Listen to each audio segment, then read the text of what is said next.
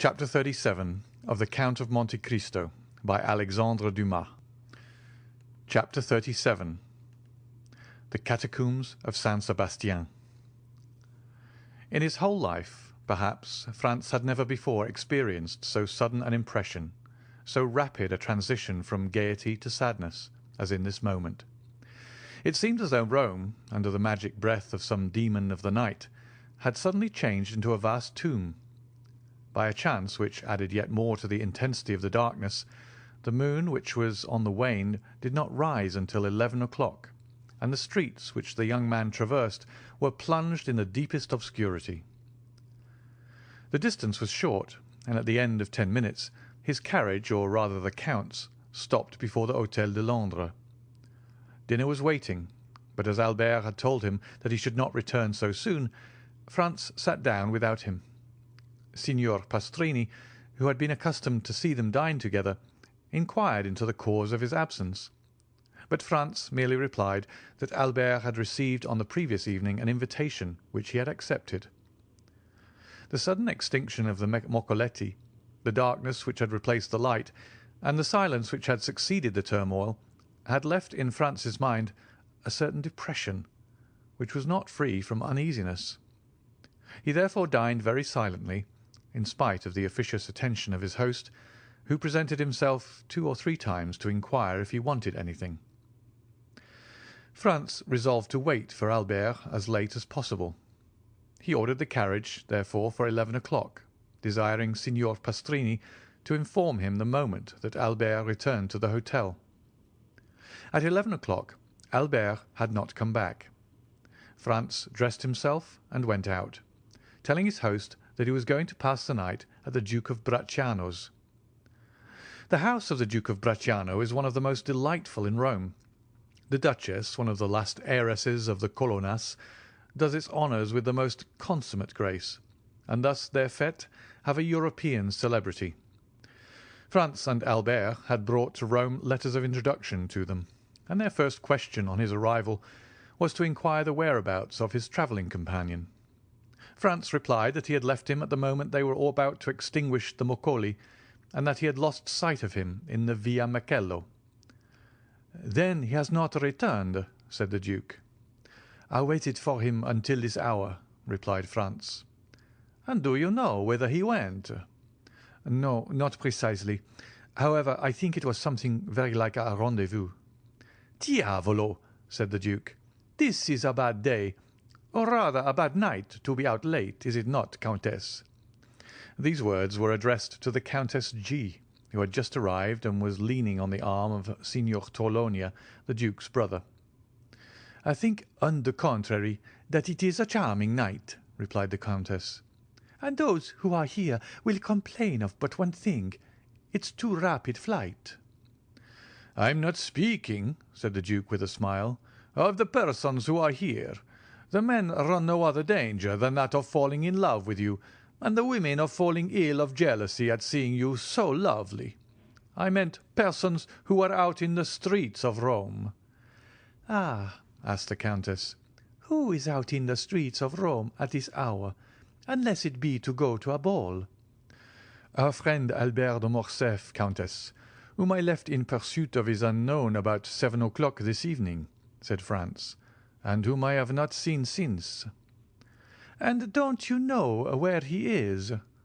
"Not at all." "Is he armed?" "He is in masquerade." "You should not have allowed him to go," said the Duke to Franz. "You who know Rome better than he does." "You might as well have tried to stop number 3 of the Barberi, who gained the prize in the race to-day," replied Franz. "And then, moreover, what could happen to him?" "Who can tell? The night is gloomy, and the Tiber is very near the Via Macello." Franz felt a sudden shudder run through his veins at observing that the feeling of the Duke and the Countess was so much in unison with his own personal disquietude. "I informed them at the hotel that I had the honour of passing the night here, Duke," said Franz, "and desired them to come and inform me of his return." "Ah," replied the Duke, "here, I think, is one of my servants who is seeking you." The Duke was not mistaken. When he saw Franz, the servant came up to him. "Your Excellency," he said, "the master of the Hôtel de Londres has sent to let you know that a man is waiting for you with a letter from the Viscount of Morcerf." "A letter from the Viscount?" exclaimed Franz. "Yes." "And who is the man?" "I do not know." "Why did he not bring it to me here?" "The messenger did not say." "And where is the messenger?" "He went away directly he saw me enter the ballroom to find you." "Oh," said the Countess to Franz, "go with all speed. Poor young man! Perhaps some accident has happened to him." "I will hasten," replied Franz.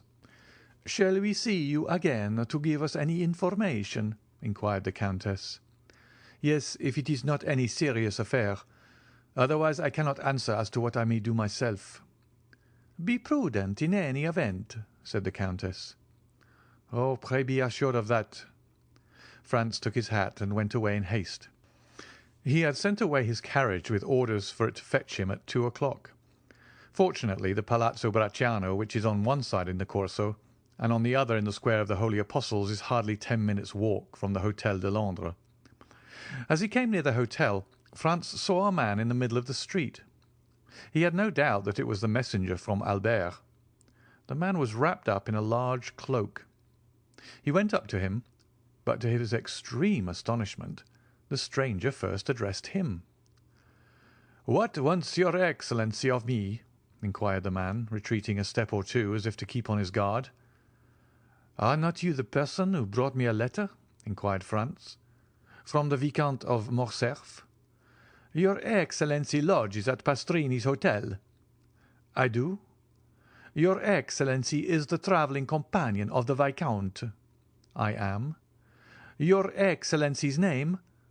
"Is the Baron Franz d'Épinay." "Then it is to your Excellency that this letter is addressed." "Is there any answer?" inquired Franz, taking the letter from him. "Yes, your friend at least hopes so." "Come upstairs with me, and I will give it to you." "I prefer waiting here," said the messenger with a smile. "And why?" "Your Excellency will know when you have read the letter." "Shall I find you here, then?" "Certainly." Franz entered the hotel. On the staircase he met Signor Pastrini. "Well?" said the landlord. "Well, what?" responded Franz. "You have seen the man who desired to speak with you from your friend?" he asked of Franz. "Yes, I have seen him," he replied, "and he has handed this letter to me. Light the candles in my apartment, if you please." The innkeeper gave orders to a servant to go before Franz with a light.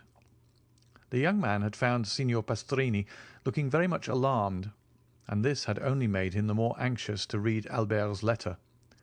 And so he went instantly towards the waxlight and unfolded it. It was written and signed by Albert. Franz read it twice before he could comprehend what it contained.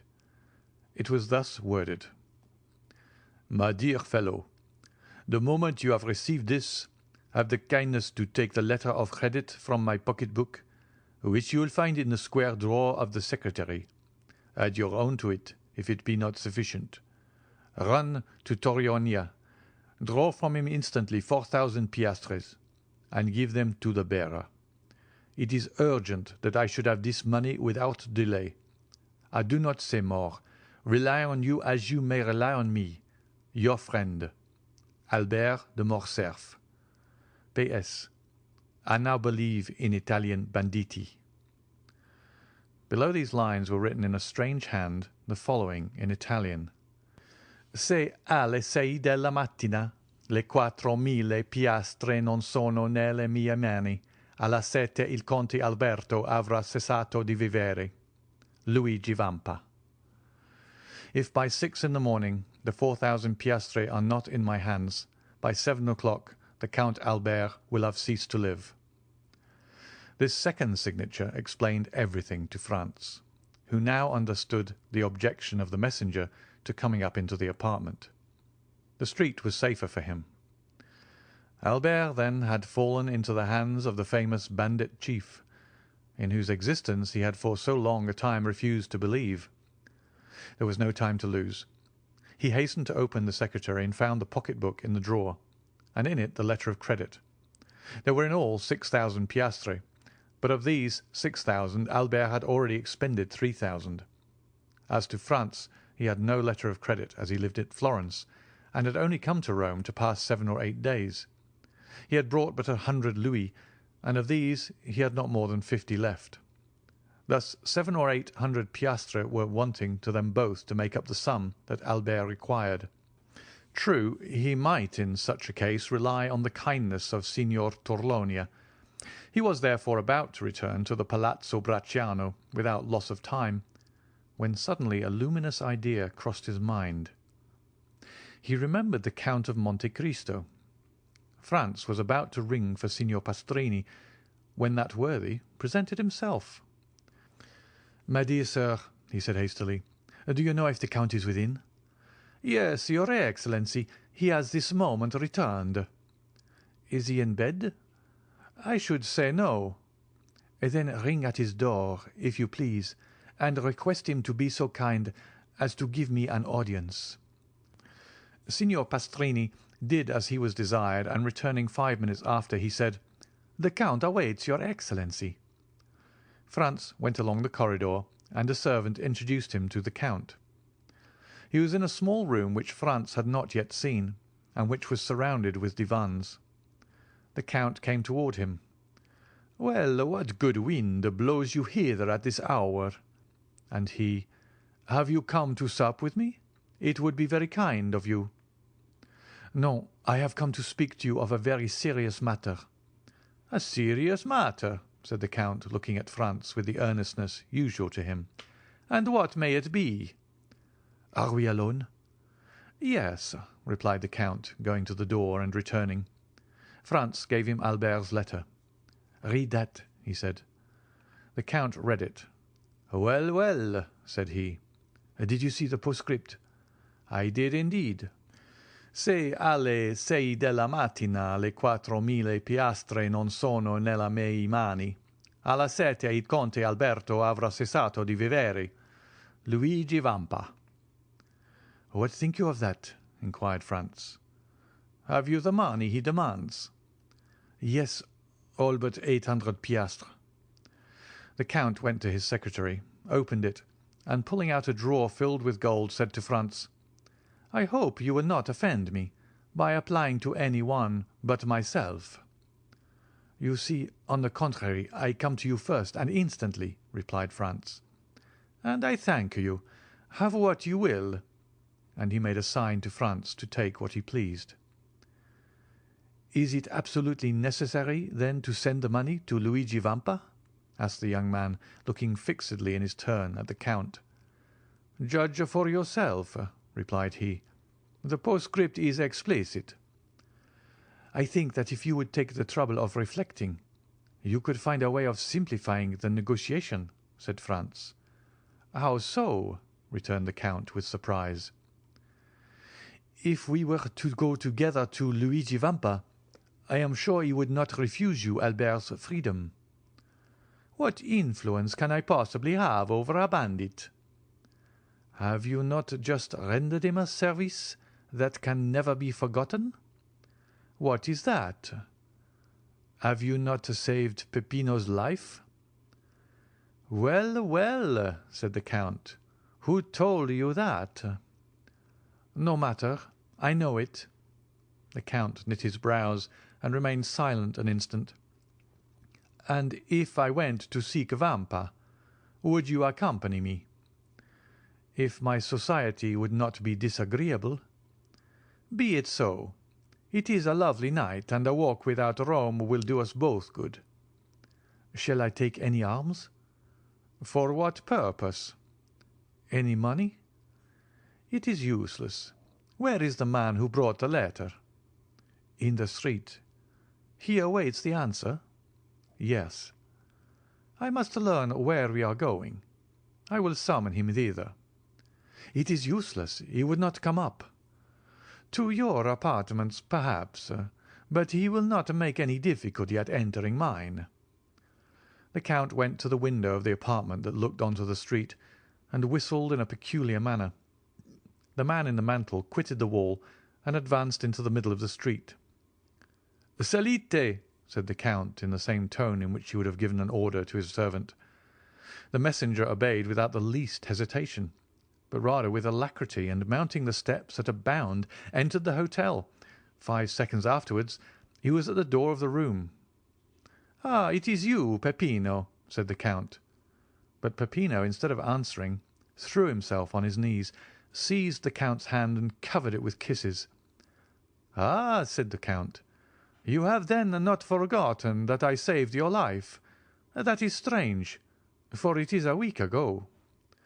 "No, Excellency, and never shall I forget it," returned Peppino, with an accent of profound gratitude. "Never? That is a long time. But it is something that you believe, so rise and answer." Peppino glanced anxiously at Franz. "Oh, you may speak before his Excellency," said he. "He is one of my friends. You allow me to give you this title," continued the Count in French. "It is necessary to excite this man's confidence." "You can speak before me," said Franz. "I am a friend of the Count's." "Good," returned Peppino. "I am ready to answer any questions your Excellency may address to me." "How did the Viscount Albert fall into Luigi's hands?" "Excellency, the Frenchman's carriage passed several times, the one in which was Teresa." "The chief's mistress?" "Yes, the Frenchman threw her a bouquet. Teresa returned it, all this with the consent of the chief, who was in the carriage." "What!" cried Franz. "Was Luigi Vampa in the carriage with the Roman peasants?" "It was he who drove it disguised as the coachman," replied Peppino. "Well?" said the Count. "Well, then, the Frenchman took off his mask. Teresa, with the chief's consent, did the same. The Frenchman asked for a rendezvous. Teresa gave him one. Only, instead of Teresa, it was Beppo who was on the steps of the church of San Giacomo." "What!" exclaimed Franz. "The peasant girl who snatched his moccoletto from him?" "Was a lad of 15, replied Peppino. "But it was no disgrace to your friend to have been deceived. Beppo has taken in plenty of others." "And Beppo led him outside the walls?" said the Count. "Exactly so. A carriage was waiting at the end of the Via Macello. Beppo got in, inviting the Frenchman to follow him, and he did not wait to be asked twice. He gallantly offered the right-hand seat to Beppo and sat by him. Beppo told him he was going to take him to a villa a league from Rome. The Frenchman assured him he would follow him to the end of the world. The coachman went up the Via di Ripetta and the Porta San Paolo, and when they were 200 yards inside, as the Frenchman became somewhat too forward, Beppo put a brace of pistols to his head. The coachman pulled up and did the same. At the same time, 4 of the band, who were concealed on the banks of the Almo, surrounded the carriage. The Frenchman made some resistance and nearly strangled Beppo, but he could not resist 5 armed men, and was forced to yield. They made him get out, walk along the banks of the river, and then brought him to Teresa and Luigi, who were waiting for him in the catacombs of San Sebastian." "Well," said the Count, turning towards Franz, "it seems to me that this is a very likely story. What do you say to it?" "Why, that I should think it very amusing," replied Franz, "if it had happened to any one but poor Albert." "And in truth, if you had not found me here," said the Count, "it might have proved a gallant adventure which would have cost your friend dear. But now, be assured, his alarm will be the only serious consequence." "And shall we go and find him?" inquired Franz. "Oh, decidedly, sir. He is in a very picturesque place. Do you know the catacombs of San Sebastian?" "I was never in them, but I have often resolved to visit them." "Well, here is an opportunity made to your hand, and it would be difficult to contrive a better. "Have you a carriage?" "No." "That is of no consequence. I always have one ready, day and night." "Always ready?" "Yes, I am a very capricious being, and I should tell you that sometimes when I arise, or after my dinner, or in the middle of the night, I resolve on starting for some particular point, and away I go." The Count rang, and a footman appeared. "Order out the carriage," he said, "and remove the pistols which are in the holsters. You need not awaken the coachman. Ali will drive." In a very short time the noise of the wheels was heard, and the carriage stopped at the door. The Count took out his watch. "12:30," he said. "We might start at 5 o'clock and be in time, but the delay may cause your friend to pass an uneasy night, and therefore we had better go with all speed to extricate him from the hands of the infidels. Are you still resolved to accompany me?" "More determined than ever." "Well, then, come along." Franz and the Count went downstairs, accompanied by Peppino. At the door they found the carriage. Ali was on the box, in whom Franz recognised the dumb slave of the grotto of Monte Cristo. Franz and the Count got into the carriage. Peppino placed himself beside Ali, and they set off at a rapid pace. Ali had received his instructions and went down the Corso, crossed the Campo Vaccino, went up the Strada San Gregorio, and reached the gates of San Sebastian. Then the porter raised some difficulties, but the Count of Monte Cristo produced a permit from the governor of Rome, allowing him to leave or enter the city at any hour of the day or night. The portcullis was therefore raised, the porter had a louis for his trouble, and they went on their way. The road which the carriage now traversed was the ancient Appian Way, and bordered with tombs. From time to time, by the light of the moon which began to rise, Franz imagined that he saw something like a sentinel appear at various points among the ruins, and suddenly retreat into the darkness on a signal from Peppino. A short time before they reached the Baths of Caracalla, the carriage stopped. Peppino opened the door, and the Count and Franz alighted. "In 10 minutes," said the Count to his companion, "we shall be there." He then took Peppino aside, gave him an order in a low voice, and Peppino went away, taking with him a torch brought with them in the carriage. 5 minutes elapsed, during which Franz saw the shepherd going along a narrow path that led over the irregular and broken surface of the Campagna, and finally he disappeared in the midst of the tall red herbage, which seemed like the bristling mane of an enormous lion. "Now," said the Count, "let us follow him." Franz and the Count in their turn then advanced along the same path, which, at the distance of 100 paces, led them over a declivity to the bottom of a small valley. They then perceived 2 men conversing in the obscurity. "Ought we to go on?" asked Franz of the Count, "or shall we wait a while?" "Let us go on. Peppino will have warned the sentry of our coming." One of the 2 men was Peppino, and the other a bandit on the lookout. Franz and the Count advanced, and the bandit saluted them. "Your Excellency," said Peppino, addressing the Count, "if you will follow me, the opening of the catacombs is close at hand." "Go on, then," replied the Count. They came to an opening behind a clump of bushes, and in the midst of a pile of rocks by which a man could scarcely pass. Peppino glided first into this crevice. After they got along a few paces, the passage widened. Peppino passed, lighted his torch, and turned to see if they came after him. The Count first reached an open space, and Franz followed him closely. The passageway sloped in a gentle descent, enlarging as they proceeded. Still Franz and the Count were compelled to advance in a stooping posture, and were scarcely able to proceed abreast of one another.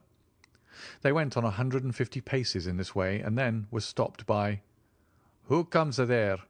At the same time they saw the reflection of a torch on a carbine barrel. "A friend," responded Peppino, and, advancing alone towards the sentry, he said a few words to him in a low tone, and then he, like the first, saluted the nocturnal visitors, making a sign that they may proceed. Behind the sentinel was a staircase with 20 steps. Franz and the Count descended these and found themselves in a mortuary chamber. 5 corridors diverged like the rays of a star, and the walls, dug into niche, which were arranged one above the other in the shape of coffins, showed that they were at last in the catacombs. Down one of the corridors, whose extent it was impossible to determine, rays of light were visible. The Count laid his hand on Franz's shoulder. "Would you like to see a camp of bandits in repose?" he inquired. "Exceedingly," replied Franz. "Come with me, then, Peppino. Put out the torch." Peppino obeyed, and Franz and the Count were in utter darkness, except that 50 paces in advance of them, a reddish glare, more evident since Peppino had put out his torch, was visible along the wall.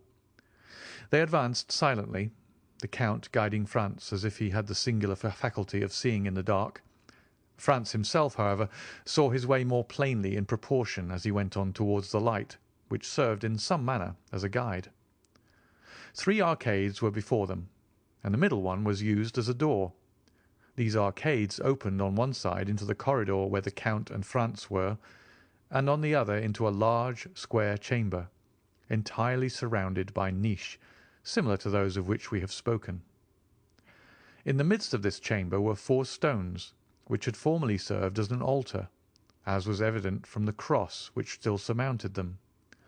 A lamp placed at the base of a pillar lighted up with its pale and flickering flame the singular scene which presented itself to the eyes of the 2 visitors concealed in the shadow. A man was seated with his elbow leaning on the column, and was reading with his back turned to the arcades, through the openings of which the newcomers contemplated him. This was the chief of the band, Luigi Vampa.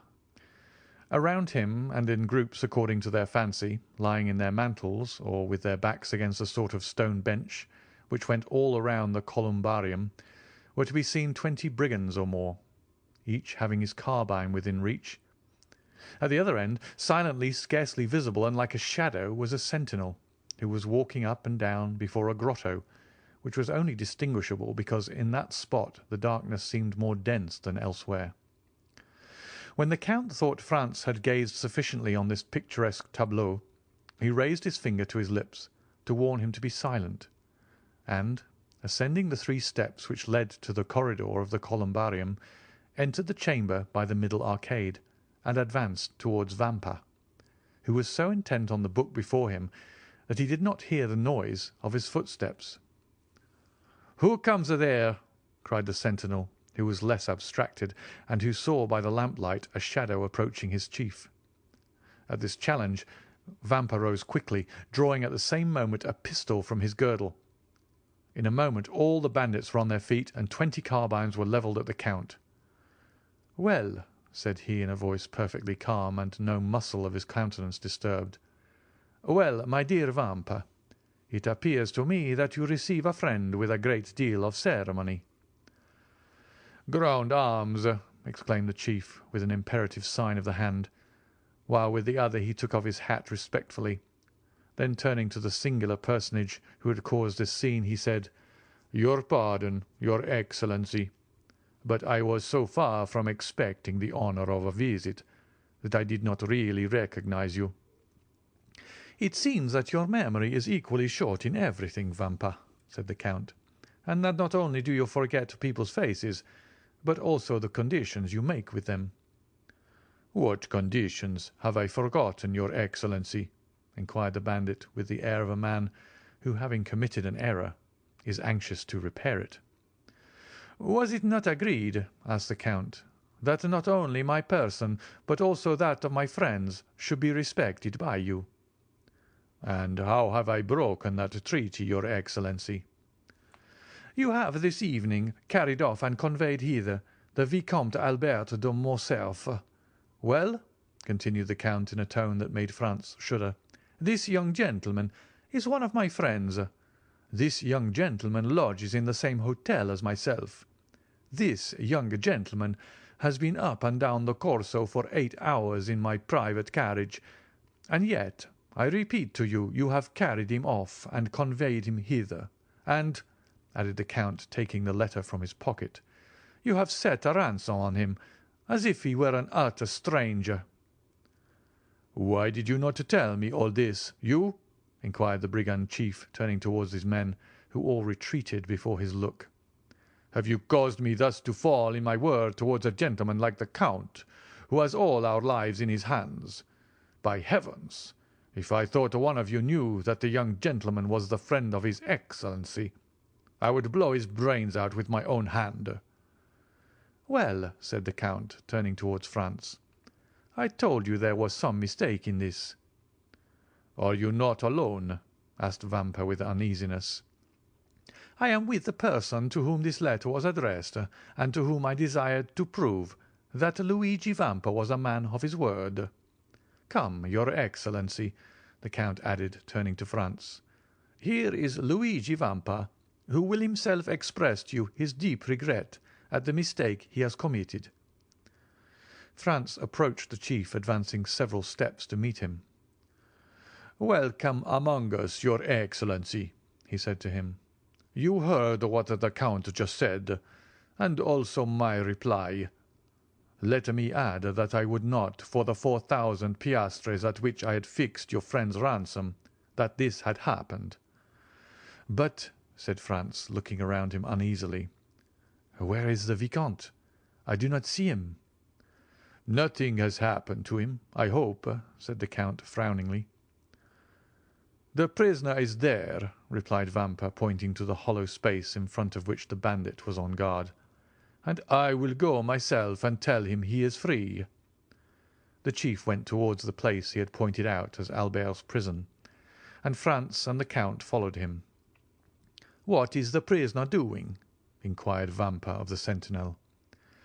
"Ma foi, captain," replied the sentry, "I do not know. For the last hour I have not heard him stir." "Come in, your Excellency," said Vampa. The Count and Franz ascended 7 or 8 steps after the chief, who drew back a bolt and opened a door.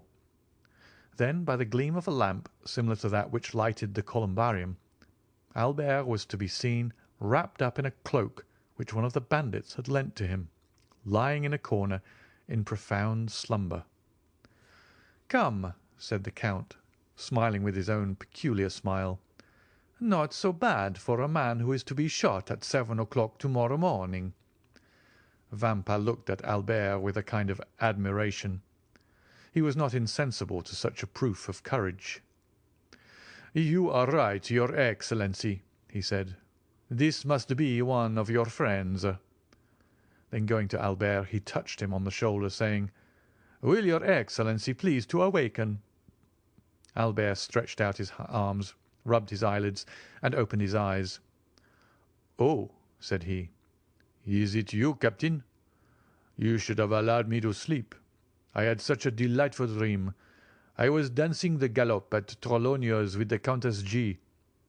Then he drew his watch from his pocket that he might see how time sped. "1:30 only," said he. "Why the devil do you rouse me at this hour?" "To tell you that you are free, your Excellency."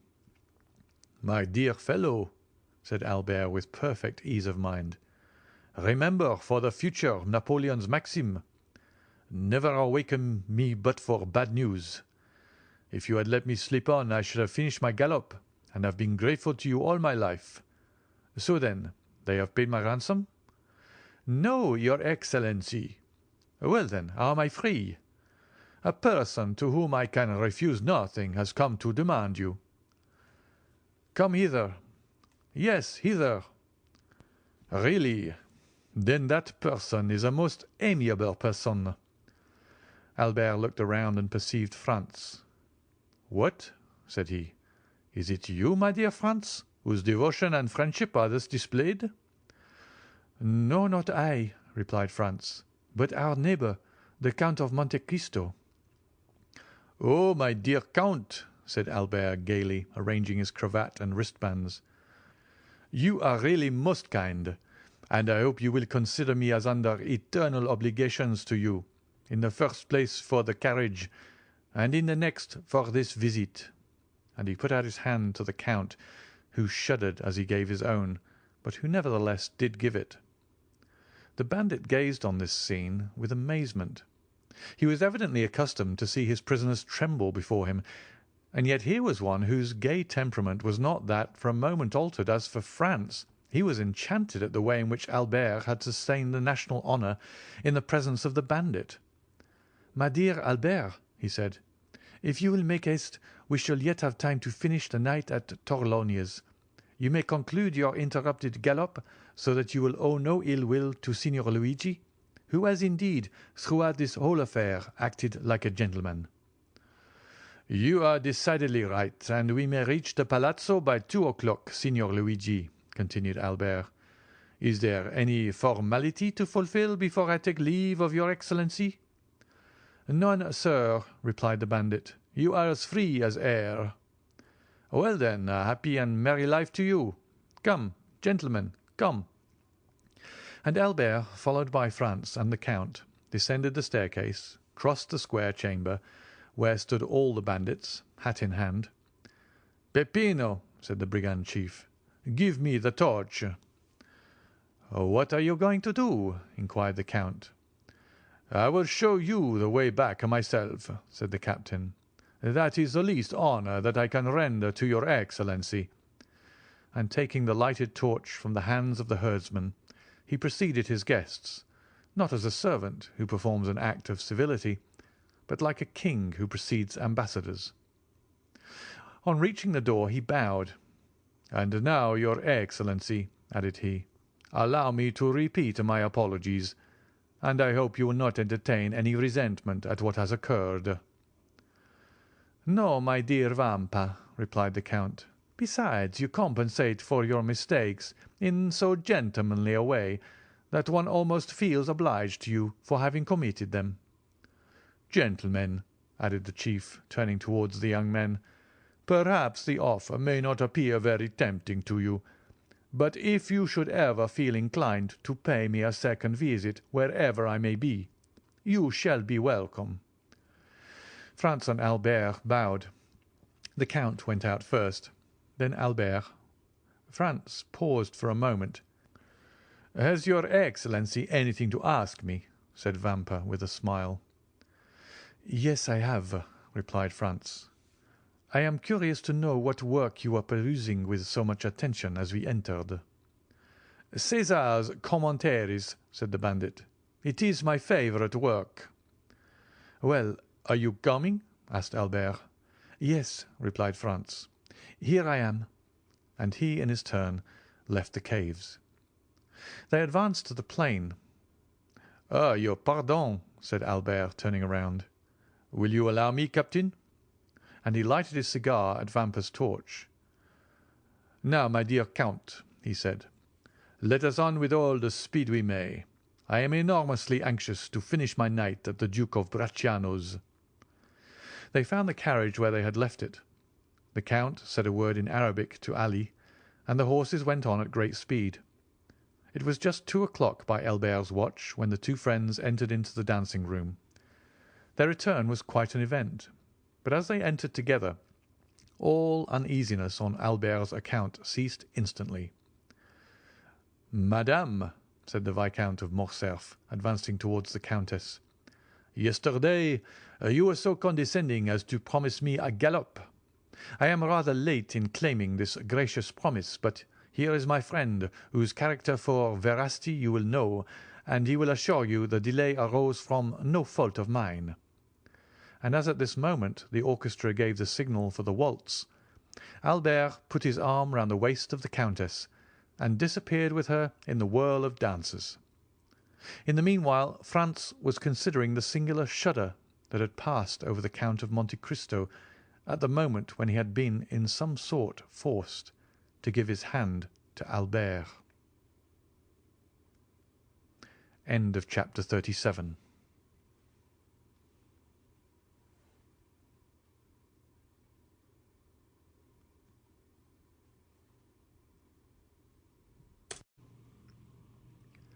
Chapter 38.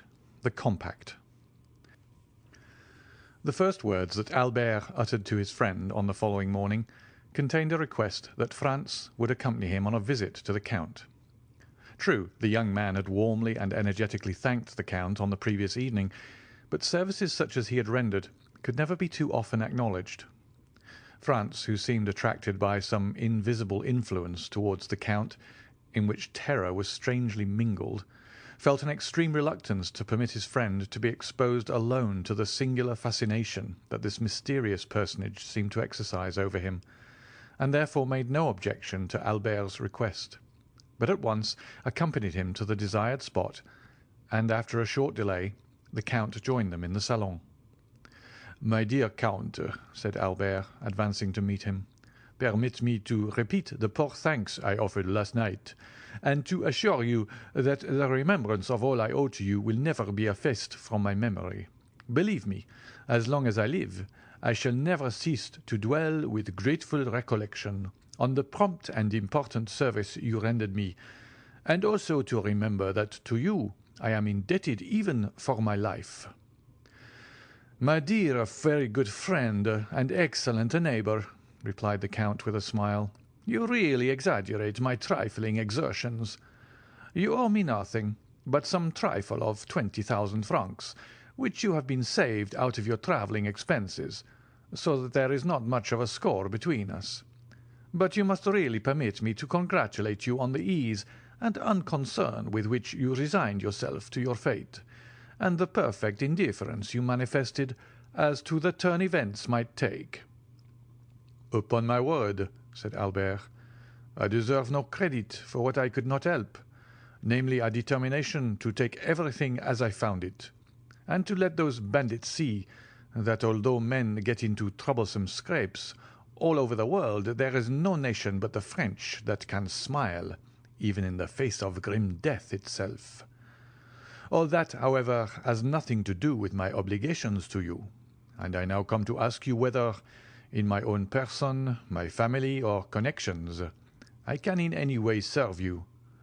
My father, the Comte de Morcerf, although of Spanish origin, possesses considerable influence both at the court of France and Madrid, and I unhesitatingly place the best services of myself and all to whom my life is dear at your disposal."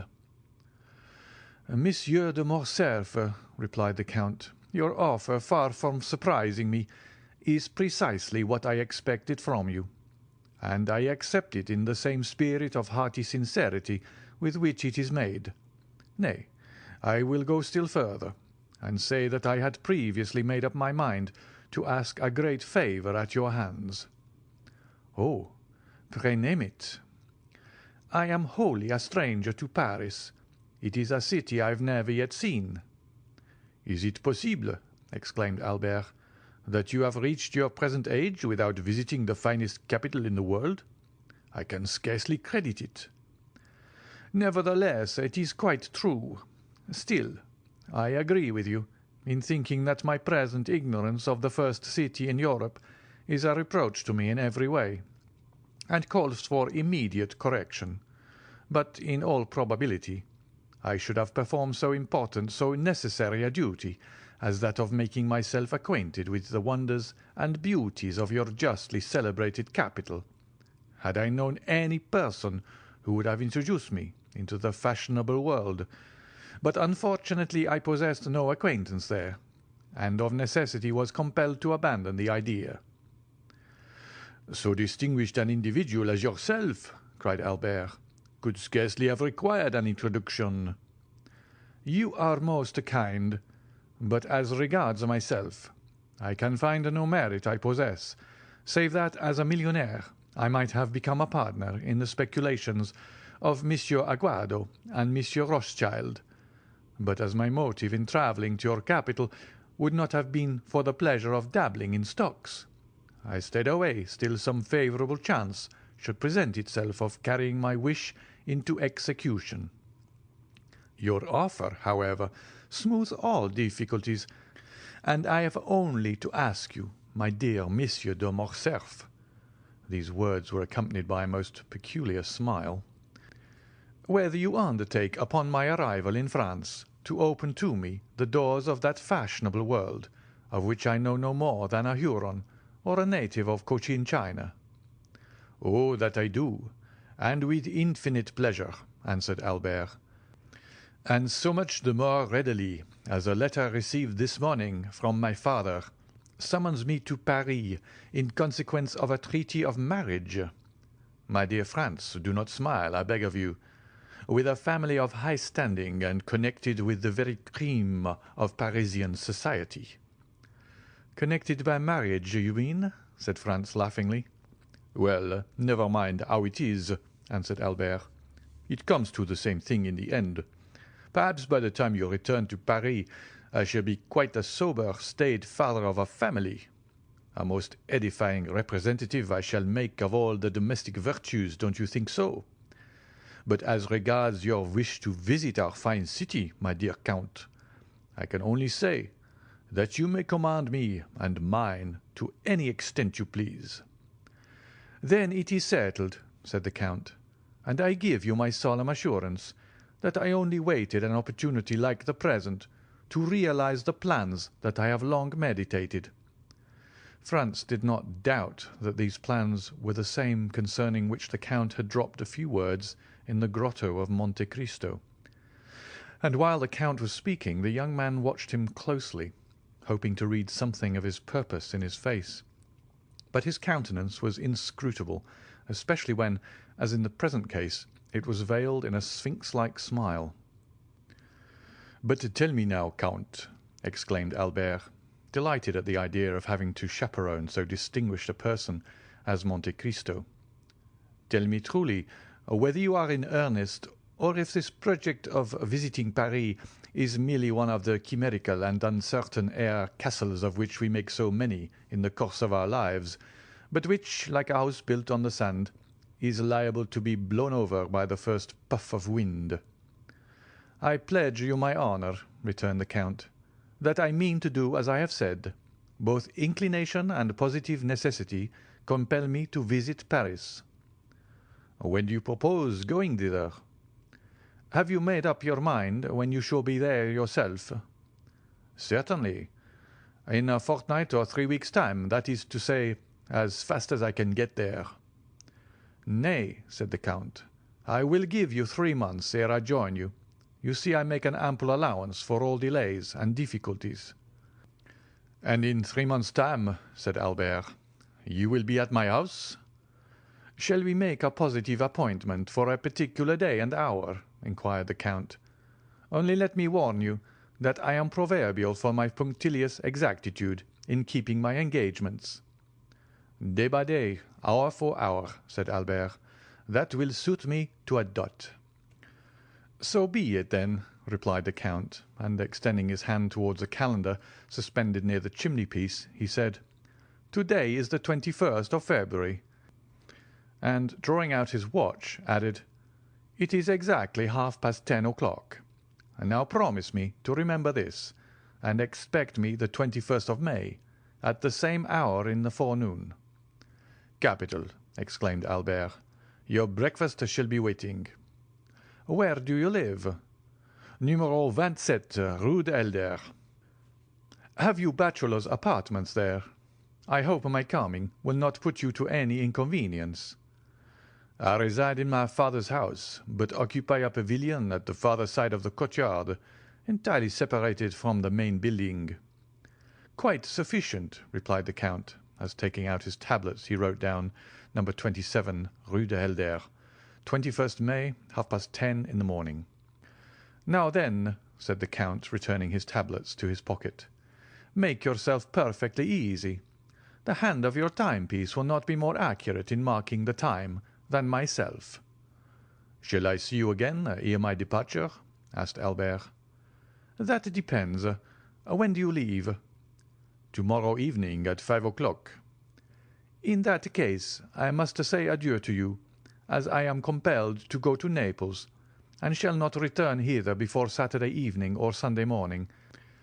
And you, Baron?" pursued the Count, addressing Franz. "Do you also depart to-morrow?"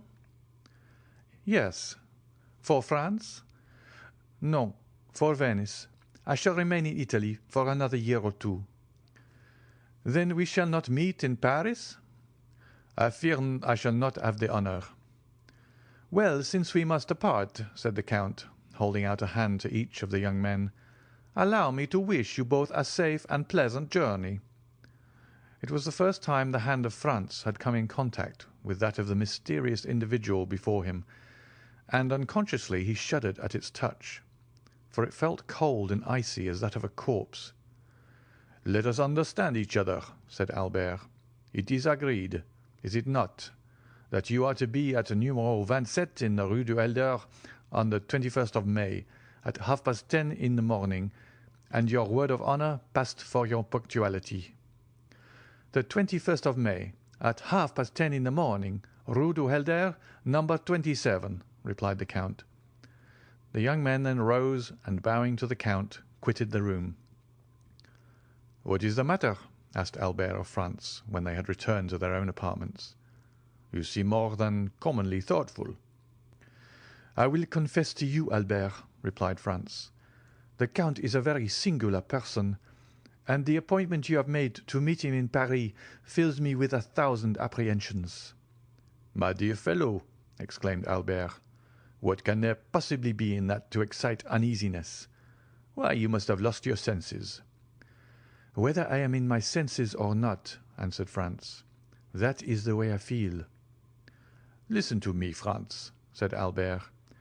"I am glad that the occasion has presented itself for saying this to you, for I have noticed how cold you are in your bearing towards the Count, while he, on the other hand, has always been courtesy itself to us.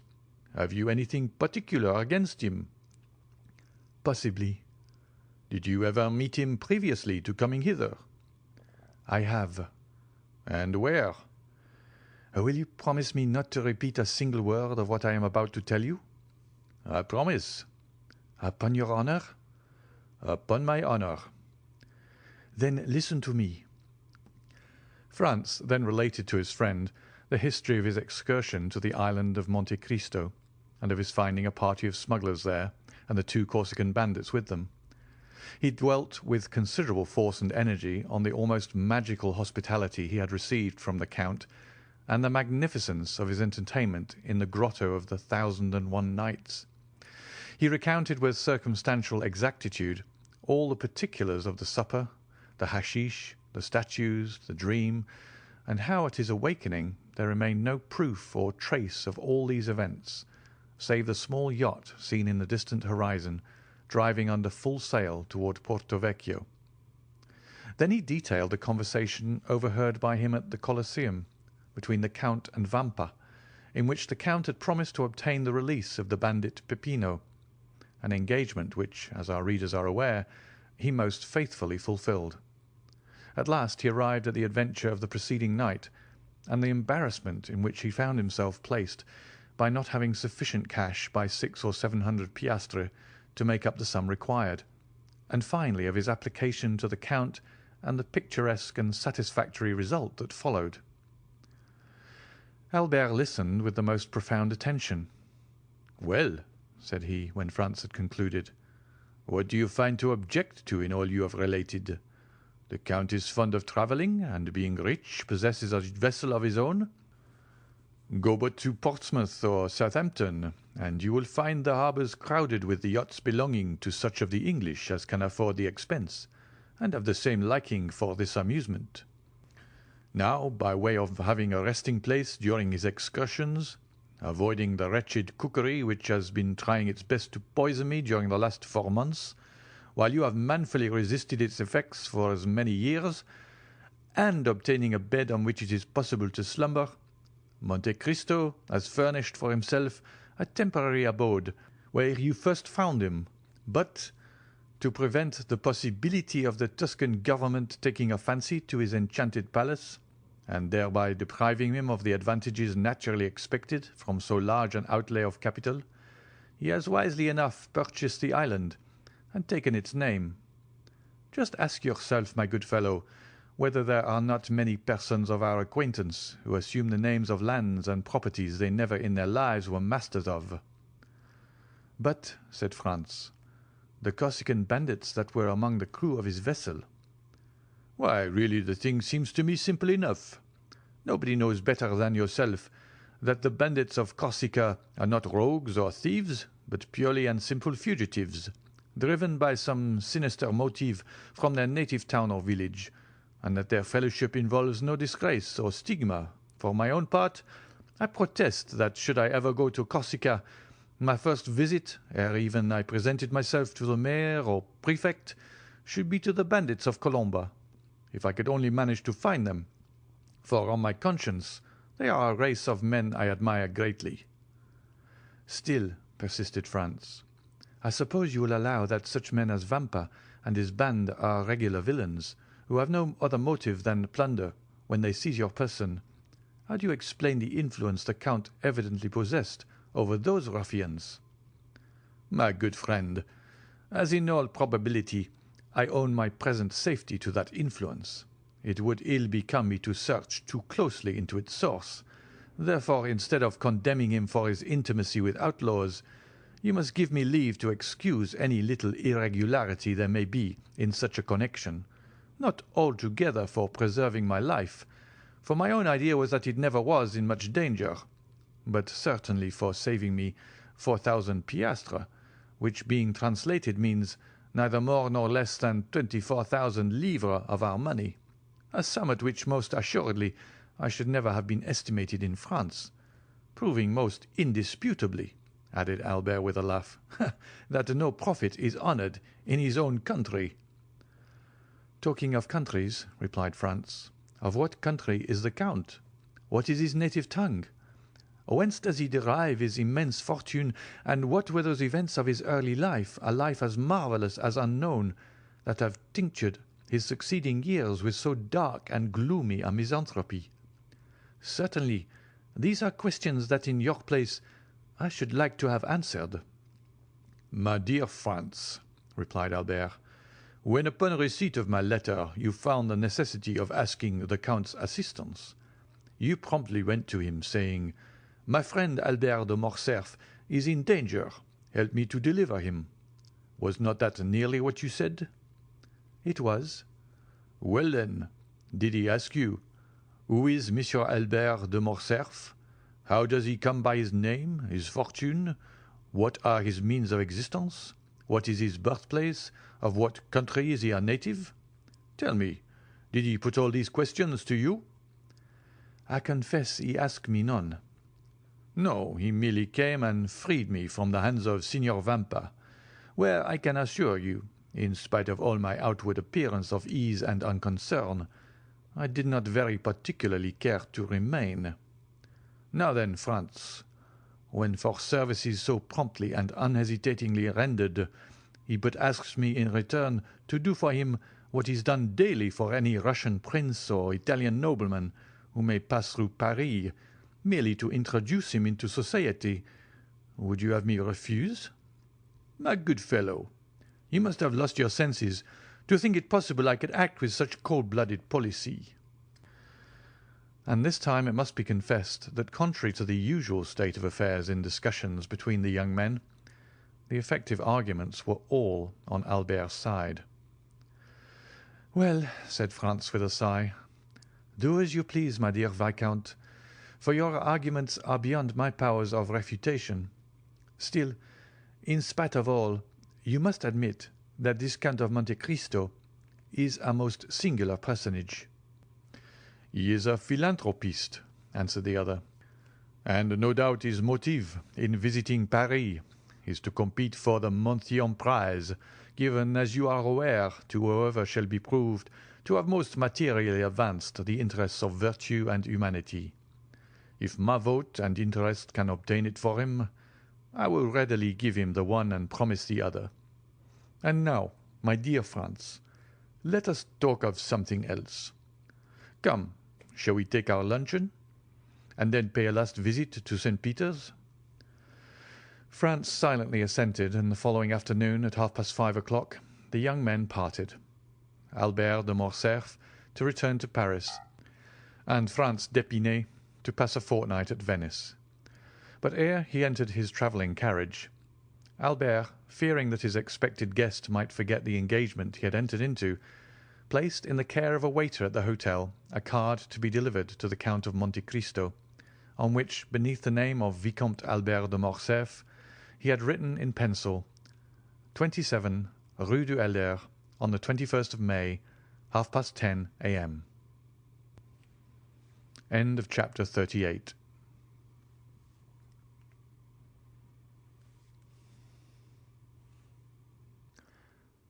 Chapter 39. The Guests. In the house in the Rue du Helder, where Albert had invited the Count of Monte Cristo, everything was being prepared on the morning of the 21st of May to do honour to the occasion. Albert de Morcerf inhabited a pavilion situated at the corner of a large court and directly opposite another building, in which were the servants' apartments. 2 windows only of the pavilion faced the street. 3 other windows looked into the court, and 2 at the back into the garden. Between the court and the garden, built in the heavy style of the imperial architecture, was the large and fashionable dwelling of the Count and Countess of Morcerf. A high wall surrounded the whole of the hotel, surmounted at intervals by vases filled with flowers, and broken in the centre by a large gate of gilded iron, which served as the carriage entrance. A small door, close to the lodge of the concierge, gave ingress and egress to the servants and masters when they were on foot. It was easy to discover that the delicate care of a mother unwilling to part from her son, and yet aware that a young man of the Viscount's age required the full exercise of his liberty, had chosen this habitation for Albert. There were not lacking, however, evidences of what we may call the intelligent egoism of a youth who is charmed with the indolent, careless life of an only son, and who lives, as it were, in a gilded cage. By means of the 2 windows looking into the street, Albert could see all that passed. The sight of what is going on is necessary to young men, who always want to see the world traverse their horizon, even if that horizon is only a public thoroughfare. Then, should anything appear to merit a more minute examination, Albert de Morcerf could follow up his researches by means of a small gate, similar to that close to the concierge's door, and which merits a particular description. It was a little entrance that seemed never to have been opened since the house was built, so entirely was it covered with dust and dirt, but the well-oiled hinges and the locks told quite another story. This door was a mockery to the concierge, from whose vigilance and jurisdiction it was free, and like that famous portal in the Arabian Nights, opening at the sesame of Ali Baba, it was wont to swing backward at a cabalistic word or a concerted tap from without from the sweetest voices or whitest fingers in the world. At the end of a long corridor, with which the door communicated and which formed the antechamber, was on the right Albert's breakfast-room, looking into the court, and on the left the salon looking into the garden. Shrubs and creeping plants covered the windows and hid from the garden and court these 2 apartments, the only rooms into which, as they were on the ground floor, the prying eyes of the curious could penetrate. On the floor above were similar rooms, with the addition of a 3rd formed out of the antechamber. These 3 rooms were a salon, a boudoir, and a bedroom. The salon downstairs was only an Algerian divan for the use of smokers. The boudoir upstairs communicated with the bedchamber by an invisible door on the staircase. It was evident that every precaution had been taken. Above this floor was a large atelier, which had been increased in size by pulling down the partitions, a pandemonium in which the artist and the dandy strove for preeminence. There were collected and piled up all Albert's successive caprices, hunting horns, bass viols, flutes, a whole orchestra, for Albert had had not a taste but a fancy for music, easels, palettes, brushes, pencils, for music had been succeeded by painting, foils, boxing gloves, broadswords, and single-sticks, for, following the example of the fashionable young men of the time, Albert de Morcerf cultivated, with far more perseverance than music and drawing, the 3 arts that complete a dandy's education, i.e., fencing, boxing, and single-stick. And it was here that he received Grisier, Cook, and Charles Leboucher. The rest of the furniture of this privileged apartment consisted of old cabinets, filled with Chinese porcelain and Japanese vases, Luca della Robbia Faviense, and Palissy platters of old armchairs, in which perhaps had sat Henri IV or Sully, Louis XIII or Richelieu, for 2 of these armchairs, adorned with a carved shield, on which were engraved the fleur-de-lis of France on an azure field, evidently came from the Louvre, or at least some royal residence. Over these dark and sombre chairs were thrown splendid stuffs, dyed beneath Persia's sun, or woven by the fingers of the women of Calcutta or of Chandernagor.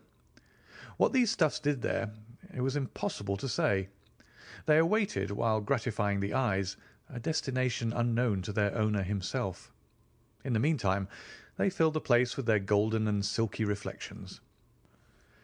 In the centre of the room was a Roller and Blanchet baby grand piano in rosewood, but holding the potentialities of an orchestra in its narrow and sonorous cavity, and groaning beneath the weight of the chefs-d'œuvre of Beethoven, Weber, Mozart, Haydn, Grétry, and Popora.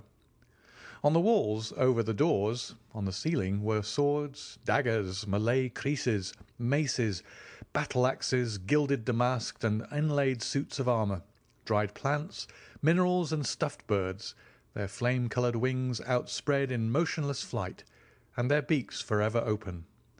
This was Albert's favourite lounging place. However, the morning of the appointment, the young man had established himself in the small salon downstairs.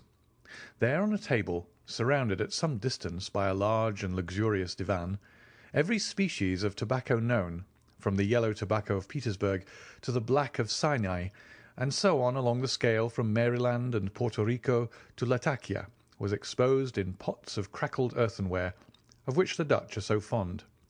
Beside them, in boxes of fragrant wood, were ranged, according to their size and quality, pueros, regalias, Havanas, and Manillas, and in an open cabinet a collection of German pipes, of chibouks, with their amber mouthpieces ornamented with coral, and of narghils, with their long tubes of Morocco, awaiting the caprice or the sympathy of the smokers.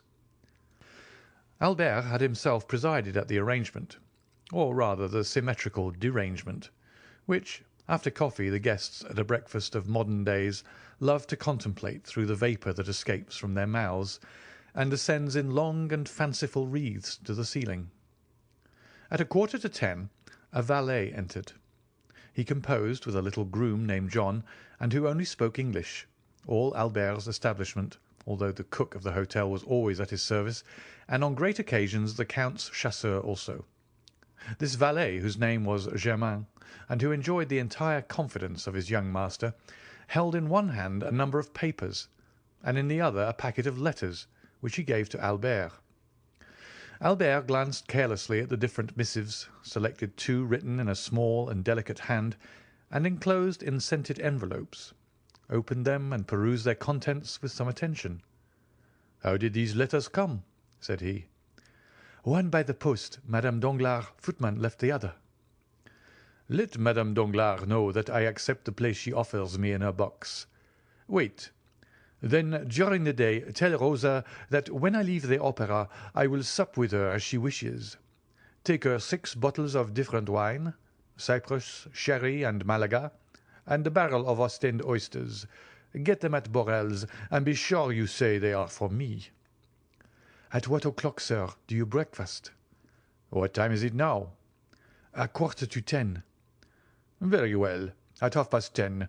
Debray will perhaps be obliged to go to the minister, and besides—" Albert looked at his tablets. "It is the hour I told the Count, 21st of May, at 10:30, and though I do not much rely upon his promise, I wish to be punctual. Is the Countess up yet?" "If you wish, I will inquire."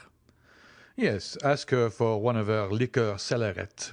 Mine is incomplete, and tell her I shall have the honour of seeing her about 3 o'clock, and that I request permission to introduce someone to her." The valet left the room.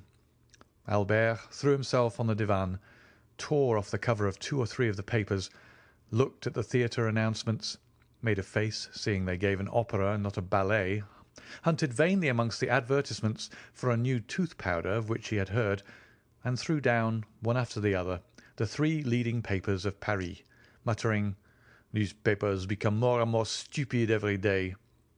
A moment after, a carriage stopped before the door, and the servant announced Monsieur Lucien Debray. A tall young man with light hair, clear grey eyes, and thin and compressed lips, dressed in a blue coat with beautifully carved gold buttons, a white neckcloth, and a tortoise-shell eyeglass suspended by a silken thread, and which, by an effort of superciliary and zygomatic muscles he fixed in his eye, entered with a half-official air, without smiling or speaking. "Good morning, Lucien." "Good morning," said Albert. "Your punctuality really alarms me." "What do I say? Punctuality.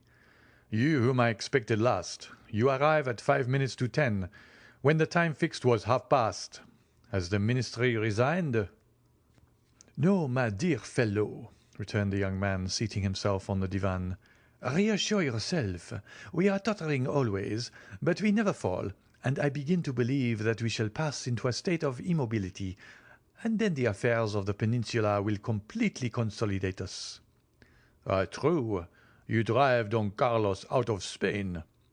"No, no, my dear fellow. Do not confound our plans. We take him to the other side of the French frontier, and offer him hospitality at Bourges." "At Bourges?" "Yes, he has not much to complain of. Bourges is the capital of Charles VII. Do you not know that all Paris knew it yesterday, and the day before it had already transpired on the Bourse, and Monsieur Danglars, I do not know by what means that man contrives to obtain intelligence as soon as we do, made £1,000,000. "And you another order, for I see you have a blue ribbon at your buttonhole." "Yes, they sent me the order of Charles III," returned Debray carelessly. "Come, do not affect indifference, but confess you are pleased to have it." "Oh, it is very well as a finish to the toilet. It looks very neat on a black coat buttoned up." "And makes you resemble the Prince of Wales or the Duke of Reichstadt." "It is for that reason you see me so early." "Because you have the order of Charles III, and you wish to announce the good news to me?" "No, because I passed the night writing letters, 25 dispatch. I returned home at daybreak and strove to sleep, but my head ached, and I got up to have a ride for an hour. At the Bois du Boulogne, ennui and hunger attacked me at once. Two enemies who rarely accompany each other, and who are yet leagued against me, a sort of Carlo-Republican alliance. I then recollected you gave a breakfast this morning, and here I am. I am hungry. Feed me. I am bored. Amuse me." "It is my duty as your host," returned Albert, ringing the bell, while Lucien turned over with his gold-mounted cane the papers that lay on the table. "Germain, a glass of sherry and a biscuit. In the meantime, my dear Lucien, here are cigars, contraband of course. Try them and persuade the minister to sell us such instead of poisoning us with cabbage leaves." "Peste! I will do nothing of the kind. The moment they come from Gouvernement you would find them execrable. Besides, that does not concern the home, but the financial department. Address yourself to Monsieur Humann, section of the indirect contributions, corridor A, numéro 26. "On my word," said Albert, "you astonish me by the extent of your knowledge. Take a cigar." "Really, my dear Albert," replied Lucien, lighting a manila and a rose-coloured taper that burnt in a beautifully enamelled stand, "how happy you are to have nothing to do. You do not know your own good fortune." "And what would you do, my dear diplomatist," replied Morcerf, with a slight degree of irony in his voice, "if you did nothing? What? Private secretary to a minister?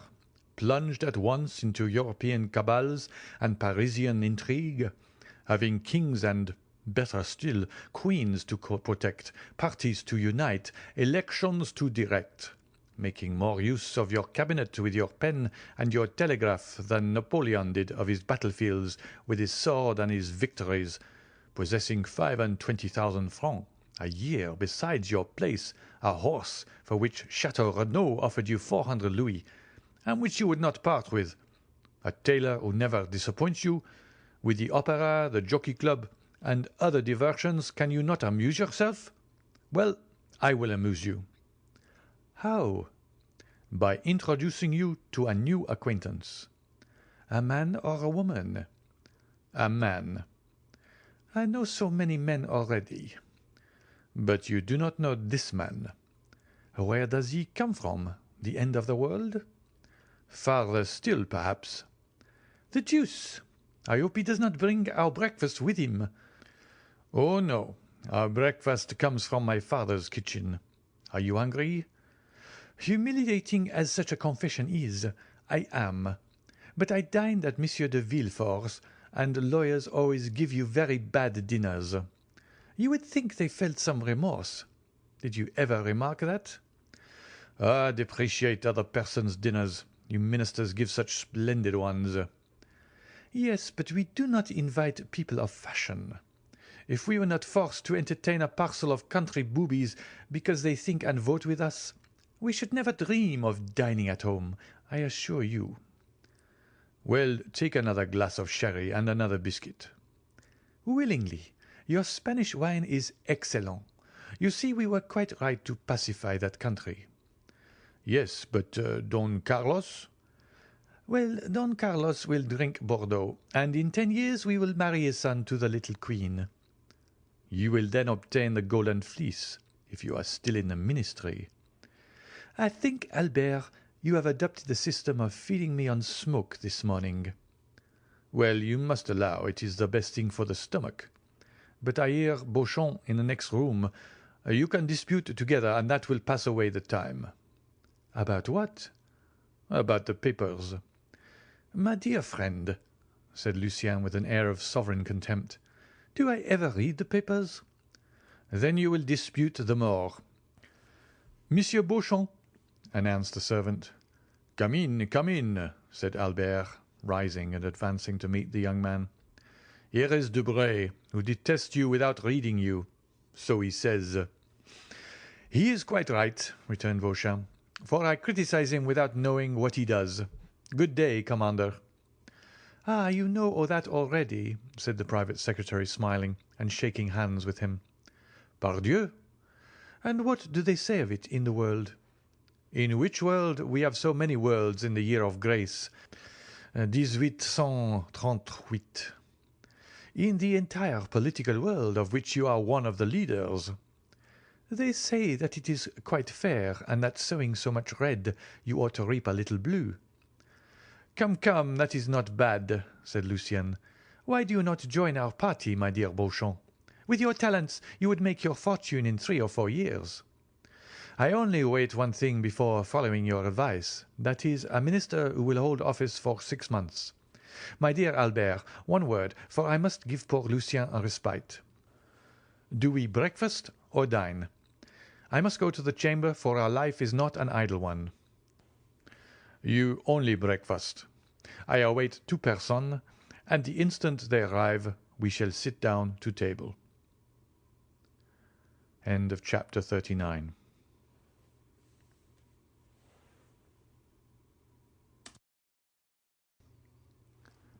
Chapter 40. The Breakfast. And what sort of persons do you expect to breakfast? Said Beauchamp.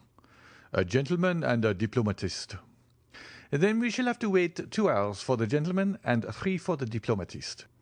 I shall come back to dessert. Keep me some strawberries, coffee, and cigars. I shall take a cutlet on my way to the chamber. Do not do anything of the sort. For were the gentleman a Montmorency and the diplomatist a Metternich, we will breakfast at 11 in the meantime. Follow Debray's example and take a glass of sherry and a biscuit. Be it so. I will stay. I must do something to distract my thoughts. You are like Debray, and yet it seems to me that when the minister is out of spirits, the opposition ought to be joyous. Ah, you do not know with what I am threatened. I shall hear this morning that Monsieur Danglars made a speech at the Chamber of Deputies, and at his wife's this evening I shall hear the tragedy of a peer of France. The devil take the constitutional government, and since we had our choice, as they say, at least, how could we choose that? I understand you must lay in a stock of hilarity. Do not run down Monsieur Danglars' speeches, said Debray. He votes for you, for he belongs to the opposition. Pardieu, that is exactly the worst of all. I am waiting until you send him to speak at the Luxembourg, to laugh at my ease. My dear friend, said Albert to Beauchamp, it is plain that the affairs of Spain are settled, for you are most desperately out of humour this morning. Recollect that Parisian gossip has spoken of a marriage between myself and Mademoiselle Genet Danglars. I cannot in conscience, therefore, let you run down the speeches of a man who will one day say to me, Vicomte, you know I give my daughter 2 millions. Ah, this marriage will never take place, said Beauchamp. The king has made him a baron and can make him a peer, but he cannot make him a gentleman, and the Count of Morcerf is too aristocratic to consent, for the paltry sum of 2 millions francs, to a mésalliance. The Viscount of Morcerf can only wed a marchioness. But 2 millions francs make a nice little sum, replied Morcerf. It is the social capital of a theatre on the boulevard, or a railroad from the Jardin des Plantes de la Râpée. Never mind what he says, Morcerf, said Debray. Do you marry her, you marry a money-bag label. It is true. Well, but what does it matter? It is better to have a blason less and a figure more on it. You have 7 martlets on your arms. Give 3 to your wife, and you will still have 4. That is one more than Monsieur de Guise had, who so nearly became the King of France, and whose cousin was Emperor of Germany. On my word, I think you are right, Lucien, said Albert absently. To be sure. Besides, every millionaire is as noble as a bastard. That is, he can be. Do not say that, Debray, returned Beauchamp, laughing, for here is Chateau Renaud, who, to cure you of your mania for paradoxes, will pass the award of Renaud de Montauban, his ancestor, through your body. He will sully it then, returned Lucien, for I am low, very low. Oh, heavens, cried Beauchamp, the minister quotes Béranger. What shall we come to next? Monsieur de Chateau Renaud, Monsieur Maximilien Morel, said the servant, announcing 2 fresh guests. Now then, to breakfast, said Beauchamp, for if I remember, you told me you only expected 2 persons, Albert. Morel, muttered Albert. Morel? Who is he? But before he had finished, Monsieur de Chateau Renaud, a handsome young man of 30, gentleman all over, that is, with the figure of a Guiche and the wit of a Montemart, took Albert's hand. My dear Albert, said he, let me introduce you to Monsieur Maximilien Morel, captain of Safie, my friend, and what is more, however the man speaks for himself, my preserver. Salute my hero, Viscount. And he stepped on one side to give place to a young man of refined and dignified bearing, with large and open brow, piercing eyes, and black moustache, whom our readers have already seen at Marseilles under circumstances sufficiently dramatic not to be forgotten. A rich uniform, half French, half Oriental, set off his graceful and stalwart figure, and his broad chest was decorated with the Order of the Legion of Honour. The young officer bowed with easy and elegant politeness. Monsieur, said Albert with affectionate courtesy, the Count of Chateau Renaud knew how much pleasure this introduction would give me. You are his friend. Be ours also. Well said, interrupted Chateau Renaud, and pray that if you should ever be in a similar predicament, he may do as much for you as he did for me. What has he done? asked Albert. Oh, nothing worth speaking of, said Morel. Monsieur de Chateau Renaud exaggerates. Not worth speaking of, cried Chateau Renaud. Life is not worth speaking of. That is rather too philosophical. On my word, Morel, it is very well for you who risk your life every day, but for me, who only did so once. We gather from all this, Baron, that Captain Morel saved your life. Exactly so. On what occasion? asked Beauchamp. Beauchamp, my good fellow, you know I am starving, said Debray. Do not set him off on some long story. Well, I do not prevent your sitting down to table, replied Beauchamp. Chateau Renaud can tell us while we eat our breakfast. Gentlemen, said Morcerf, it is only 10:15, and I expect someone else. Ah, true, a diplomatist, observed Debray.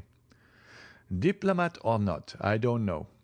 I only know that he charged himself on my account with a mission, which he terminated so entirely to my satisfaction that had I been king, I should have instantly created him knight of all my orders, even had I been able to offer him the golden fleece and the garter." "Well, since we are not to sit down to table," said Debray, "take a glass of sherry and tell us all about it." "You all know that I had the fancy of going to Africa."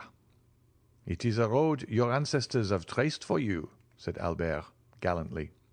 "Yes, but I doubt that your object was like theirs, to rescue the Holy Sepulchre."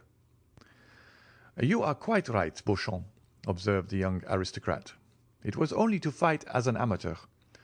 I cannot bear duelling, since 2 seconds, whom I had chosen to arrange an affair, forced me to break the arm of one of my best friends, one whom you all know, poor Franz d'Épinay." "Ah, true," said Debray. "You did fight some time ago, about what?" "The devil take me if I remember," returned Chateau Renaud. "But I recollect perfectly one thing, that being unwilling to let such talents as mine sleep, I wished to try upon the Arabs the new pistols that had been given to me. In consequence, I embarked for Oran, and went from thence to Constantine, where I arrived just in time to witness the raising of the siege. I retreated with the rest for 48 hours.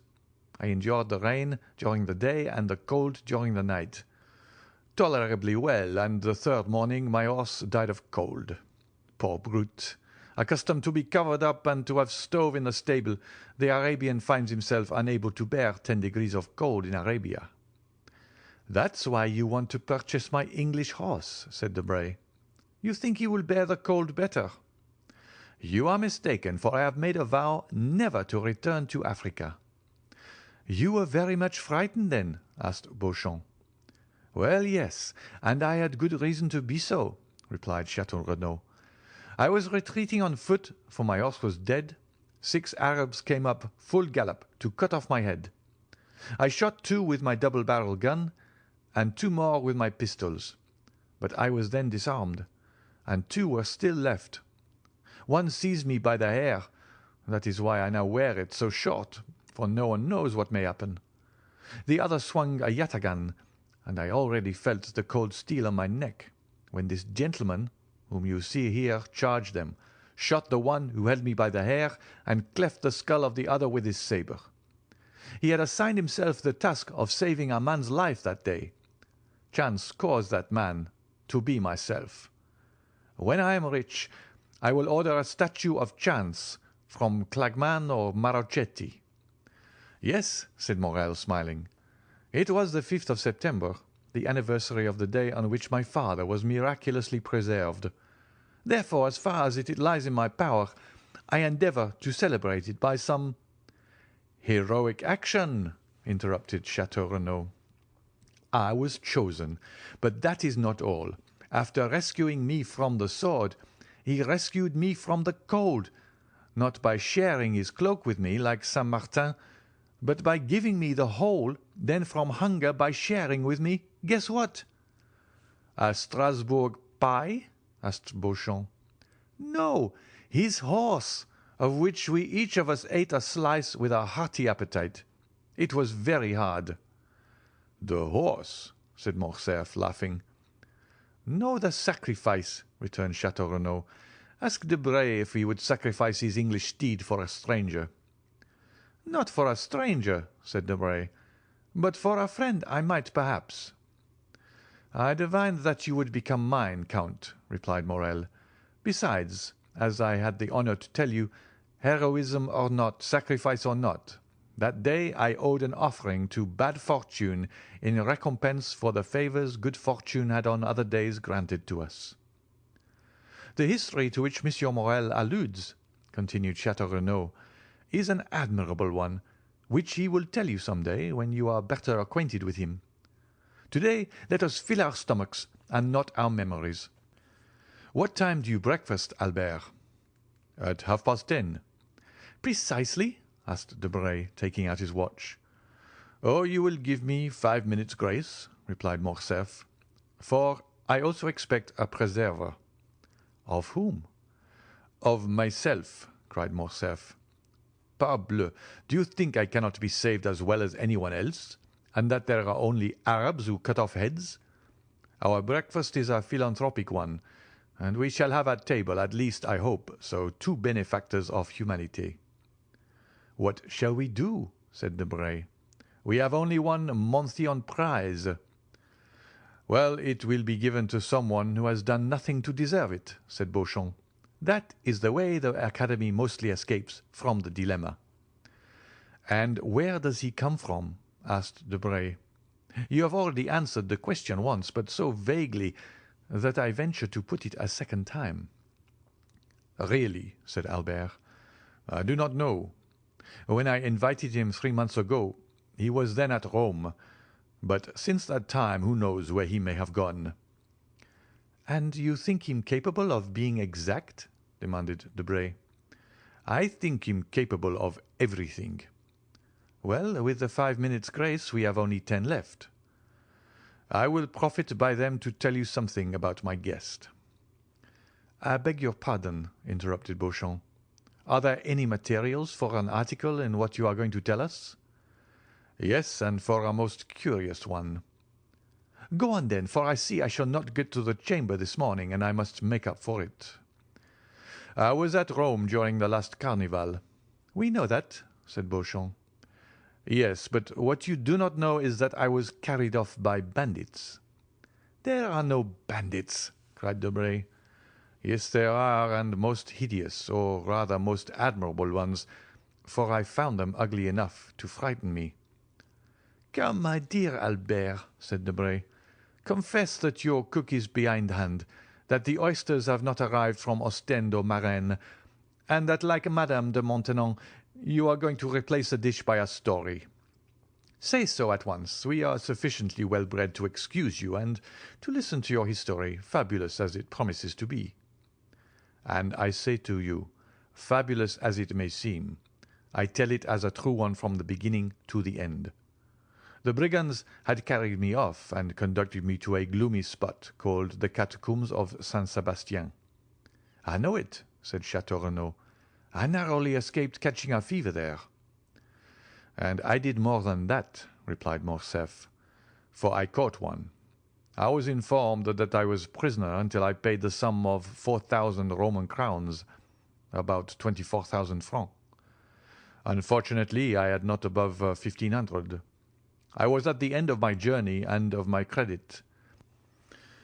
I wrote to France, and were he here he would confirm every word.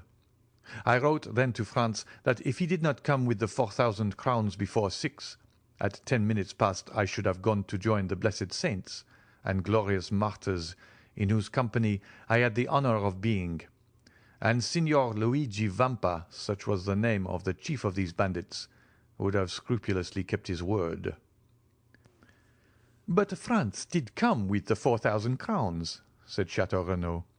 "A man whose name is Franz d'Épinay or Albert de Morcerf has not much difficulty in procuring them." "No, he arrived accompanied simply by the guest I am going to present to you." "Ah, this gentleman is a Hercules killing Cacus, a Perseus freeing Andromeda." "No, he is a man about my own size." "Armed to the teeth." "He had not even a knitting needle." "But he paid your ransom." "He said 2 words to the chief, and I was free." "And they apologized to him for having carried you off?" said Beauchamp. "Just so." "Why, he is a second Ariosto." "No, his name is the Count of Monte Cristo." "There is no Count of Monte Cristo," said Debray. "I do not think so," added Château Renaud, with the air of a man who knows the whole of the European nobility perfectly. "Does anyone know of anything of a Count of Monte Cristo?" "He comes possibly from the Holy Land, and one of his ancestors possessed Calvary as the Montemarts did the Dead Sea." "I think I can assist your researches," said Maximilian. "Monte Cristo is a little island I have often heard spoken of by the old sailors of my father employed, a grain of sand in the centre of the Mediterranean, an atom in the infinite." "Precisely," cried Albert. Well, he of whom I speak is the lord and master of this grain of sand, of this atom. He has purchased the title of count somewhere in Tuscany." "He is rich, then?" "I believe so." "But that ought to be visible." "That is what deceives you, Debray." "I do not understand you." "Have you read the Arabian Nights?" "What a question!" "Well, do you know if the persons you see there are rich or poor? If their sacks of wheat are not rubies or diamonds? They seem like poor fishermen, and suddenly they open some mysterious cavern filled with the wealth of the Indies." "Which means?" "Which means that my Count of Monte Cristo is one of those fishermen. He has even a name taken from the book, since he calls himself Sinbad the Sailor, and has a cave filled with gold." "And you have seen this cavern, Morcerf?" asked Beauchamp. "No, but Franz has. For heaven's sake, not a word of this before him. Franz went in with his eyes blindfolded, and was waited on by mutes and by women to whom Cleopatra was a painted strumpet. Only he is not quite sure about the women, for they did not come until after he had taken hashish, so that what he took for women might have been simply a row of statues." The two young men looked at Morcerf as if to say, "Are you mad, or are you laughing at us?" "And I also," said Morrel thoughtfully, "have heard something like this from an old sailor named Penelon." "Ah!" cried Albert, "it is very lucky that Monsieur Morrel comes to aid me. You are vexed, are you not, that he thus gives a clue to the labyrinth?" "My dear Albert," said Debray, "what you tell us is so extraordinary." "Ah, because your ambassadors and your consuls do not tell you of them. They have no time. They are too much taken up with interfering in the affairs of their countrymen who travel." "How you get angry and attack our poor agents! How will you have them protect you? The Chamber cuts down their salaries every day, so that now they have scarcely any. Will you be ambassador, Albert? I will send you to Constantinople." "No, lest on the first demonstration I make in favour of Mehemet Ali, the Sultan send me the bowstring and makes my secretary strangle me." "You say very true," responded Debray.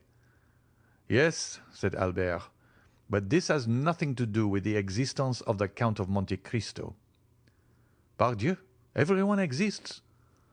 "Doubtless, but not in the same way. Everyone has not black slaves, a princely retinue, an arsenal of weapons that would do credit to an Arabian fortress, horses that cost 6,000 francs apiece, and Greek mistresses." "Have you seen the Greek mistress?" "I have both seen and heard her.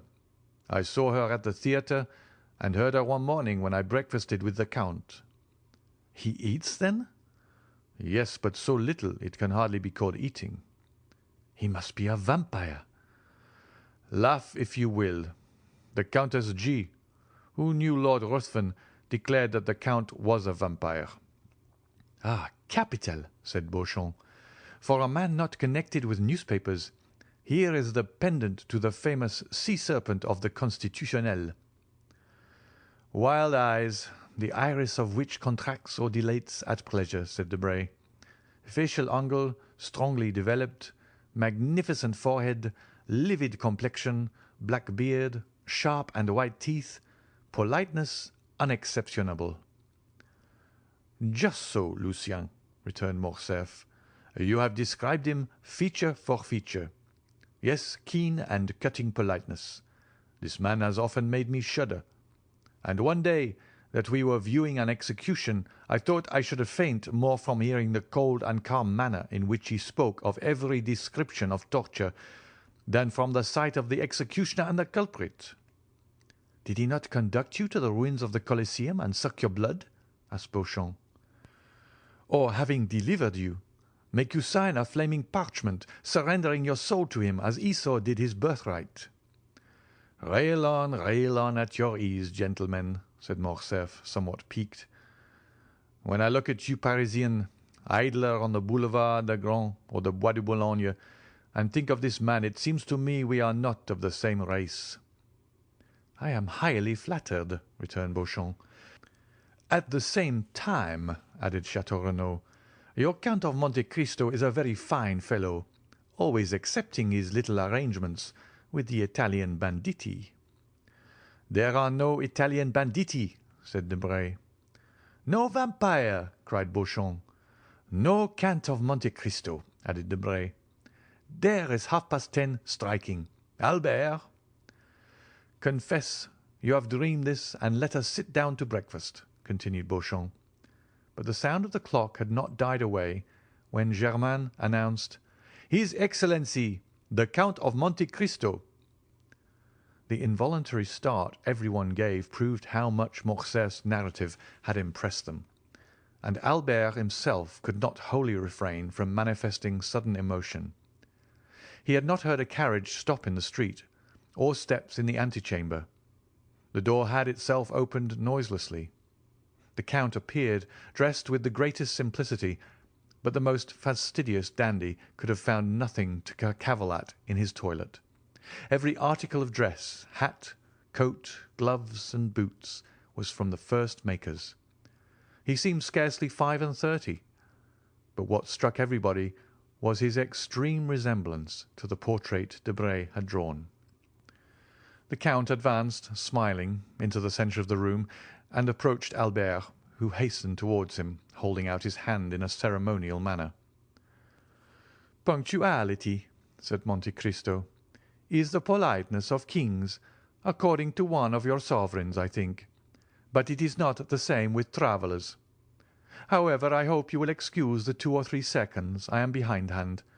500 leagues are not to be accomplished without some trouble, and especially in France, where it seems it is forbidden to beat the postilions." "My dear Count," replied Albert, "I was announcing your visit to some of my friends, whom I had invited in consequence of the promise you did me the honour to make, and whom I now present to you. They are the Count of Château Renaud, whose nobility goes back to the 12 peers, and whose ancestors had a place at the Round Table; Monsieur Lucien Debray, private secretary to the Minister of the Interior; Monsieur Beauchamp, an editor of a paper, and the terror of the French gouvernement, but of whom, in spite of his national celebrity, you perhaps have not heard in Italy, since his paper is prohibited there; and Monsieur Maximilien Morel, captain of sa fille." At this name the Count, who had hitherto saluted every one with courtesy, but at the same time with coldness and formality, stepped a pace forward, and a slight tinge of red coloured his pale cheeks. "You wear the uniform of the new French conquerors, monsieur," said he. "It is a handsome uniform." No one could have said what caused the Count's voice to vibrate so deeply, and what made his eye flash, which was in general so clear, lustrous, and limpid when he pleased. "You have never seen our Africans, Count?" said Albert. "Never," replied the Count, who was by this time perfectly master of himself again. "Well, beneath this uniform beats one of the bravest and noblest hearts in the whole army." "Oh, Monsieur de Morcerf," interrupted Morel. "Let me go on, Captain, and we have just heard," continued Albert, "of a new deed of his, and so heroic a one that, although I have seen him today for the first time, I request you to allow me to introduce him as my friend." At these words it was still possible to observe in Monte Cristo the concentrated look, changing colour, and slight trembling of the eyelid that show emotion. "Ah, you have a noble heart," said the Count. "So much the better." This exclamation, which corresponded to the Count's own thought rather than to what Albert was saying, surprised everybody, and especially Morel, who looked at Monte Cristo with wonder. But at the same time the intonation was so soft that, however strange the speech might seem, it was impossible to be offended at it. "Why should he doubt it?" said Beauchamp to Château Renaud. "In reality," replied the latter, who with his aristocratic glance and his knowledge of the world had penetrated at once all that was penetrable in Monte Cristo, "Albert has not deceived us, for the Count is a most singular being. What say you, Morel?" "Ma foi, he has an open look about him that pleases me, in spite of the singular remark he has made about me." "Gentlemen," said Albert, "Germain informs me that breakfast is ready. My dear Count, allow me to show you the way." They passed silently into the breakfast-room, and every one took his place. "Gentlemen," said the Count, seating himself, "permit me to make a confession which must form my excuse for any improprieties I may commit. I am a stranger, and a stranger to such a degree that this is the first time I have ever been at Paris. The French way of living is utterly unknown to me, and up to the present time I have followed the Eastern customs, which are entirely in contrast to the Parisian. I beg you, therefore, to excuse if you find anything in me too Turkish, too Italian, or too Arabian. Now then, let us breakfast." "With what an air he says all this," muttered Beauchamp. "Decidedly, he is a great man." "A great man in his own country," added Debray. "A great man in every country, Monsieur Debray," said Château Renaud. The Count was, it may be remembered, a most temperate guest. Albert remarked this, expressing his fears lest at the outset the Parisian mode of life should displease the traveller in the most essential point. "My dear Count," said he, "I fear one thing, and that is that the fare of the Rue du Helder is not so much to your taste as that of the Piazza di Spagna. I ought to have consulted you on the point, and have had some dishes prepared expressly." "Did you know me better," returned the Count, smiling, "you would not give one thought of such a thing for a traveller like myself, who has successfully lived on macaroni at Naples, polenta at Milan, olla podrida at Valencia, pilau at Constantinople, carrick in India, and swallows' nests in China. I eat everywhere and of everything, only I eat but little, and to-day, that you reproach me with my want of appetite, is my day of appetite, for I have not eaten since yesterday morning." "What!" cried all the guests. "You have not eaten for 24 hours?" "No," replied the Count. "I was forced to go out of my road to obtain some information near Nîmes, so that I was somewhat late, and therefore I did not choose to stop." "And you ate in your carriage?" asked Morcerf. "No, I slept, as I generally do when I am weary without having the courage to amuse myself, or when I am hungry without feeling inclined to eat." "But you can sleep when you please, monsieur," said Morrel. "Yes." "You have a recipe for it?" "An infallible one." "That would be invaluable to us in Africa, who have not always any food to eat and rarely anything to drink." "Yes," said Monte Cristo, "but unfortunately a recipe excellent for a man like myself would be very dangerous applied to an army, which might not awake when it was needed." "May we inquire what is this recipe?" asked Debray. "Oh, yes," returned Monte Cristo. "I make no secret of it. It is a mixture of excellent opium, which I fetched myself from Canton, in order to have it pure, and the best hashish which grows in the East, that is between the Tigris and the Euphrates. These two ingredients are mixed in equal proportions and formed into pills. 10 minutes after one is taken, the effect is produced. Ask Baron Franz d'Épinay. I think he tasted them one day." "Yes," replied Morcerf, "he said something about it to me." "But," said Beauchamp, who, as became a journalist, was very incredulous, "you always carry this drug about you?" "Always." "Would it be an indiscretion to ask to see these precious pills?" continued Beauchamp, hoping to take him at a disadvantage. "No, monsieur," returned the Count, and he drew from his pocket a marvellous casket, formed out of a single emerald, and closed by a golden lid which unscrewed and gave passage to a small greenish-coloured pellet about the size of a pea. This ball had an acrid and penetrating odour. There were 4 or 5 more in the emerald, which would contain about a dozen. The casket passed around the table, but it was more to examine the admirable emerald than to see the pills that it passed from hand to hand. "And is it your cook who prepares these pills?" asked Beauchamp. "Oh, no, monsieur," replied Monte Cristo. "I do not thus betray my enjoyments to the vulgar. I am a tolerable chemist, and prepare my pills myself." "This is a magnificent emerald, and the largest I have ever seen," said Chateau Renaud, "although my mother has some remarkable family jewels." "I had 3 similar ones," returned Monte Cristo. "I gave one to the Sultan, who mounted it in his sabre; another to our Holy Father the Pope, who had it set in his tiara, opposite to one nearly as large, though not so fine, given by the Emperor Napoleon to his predecessor, Pius VII. I kept the third for myself, and I had it hollowed out, which reduced its value, but rendered it more commodious for the purpose I intended." Everyone looked at Monte Cristo with astonishment. He spoke with so much simplicity that it was evident he spoke the truth, or that he was mad. However, the sight of the emerald made them naturally incline to the former belief.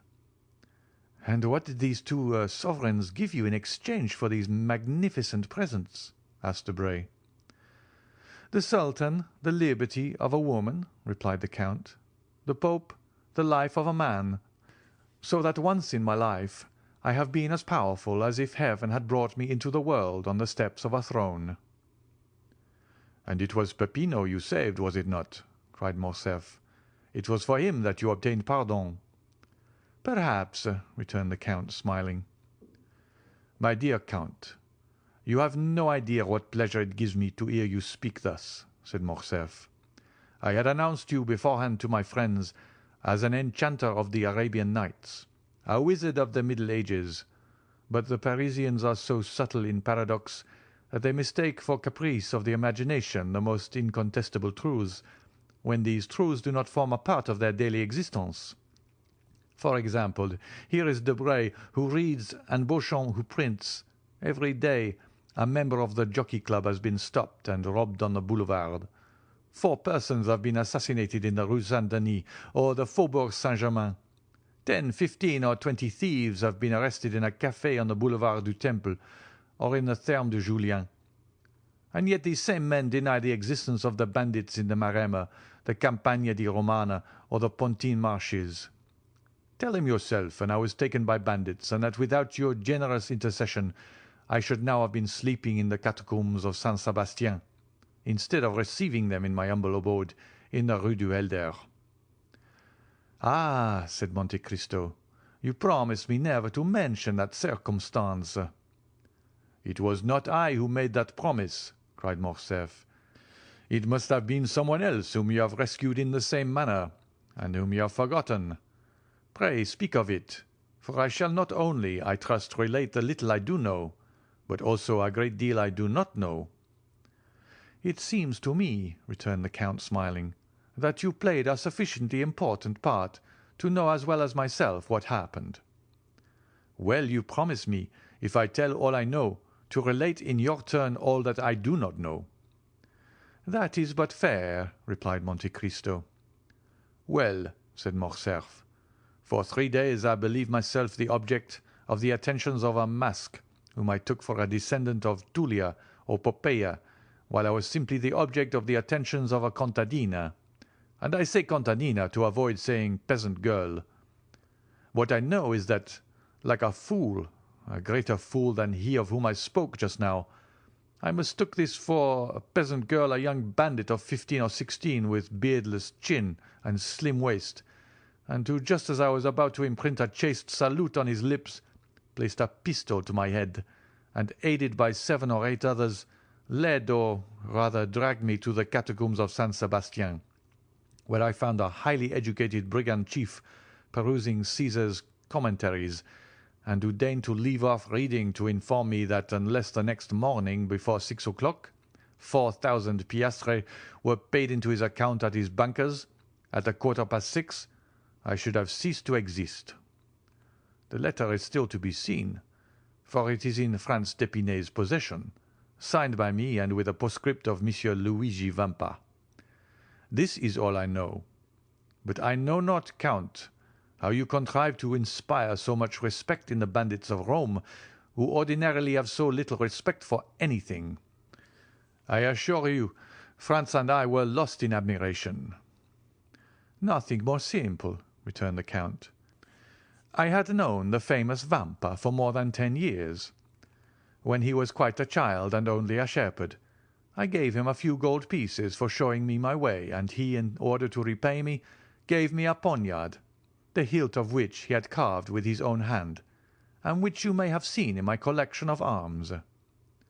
In after years, whether he had forgotten this interchange of presents, which ought to have cemented our friendship, or whether he did not recollect me, he sought to take me, but on the contrary it was I who captured him and a dozen of his band. I might have handed him over to Roman justice, which is somewhat expeditious, and which would have been particularly so with him, but I did nothing of the sort. I suffered him and his band to depart."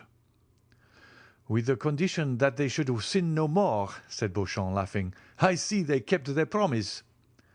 "No, monsieur," returned Monte Cristo, "upon the simple condition that they should respect myself and my friends.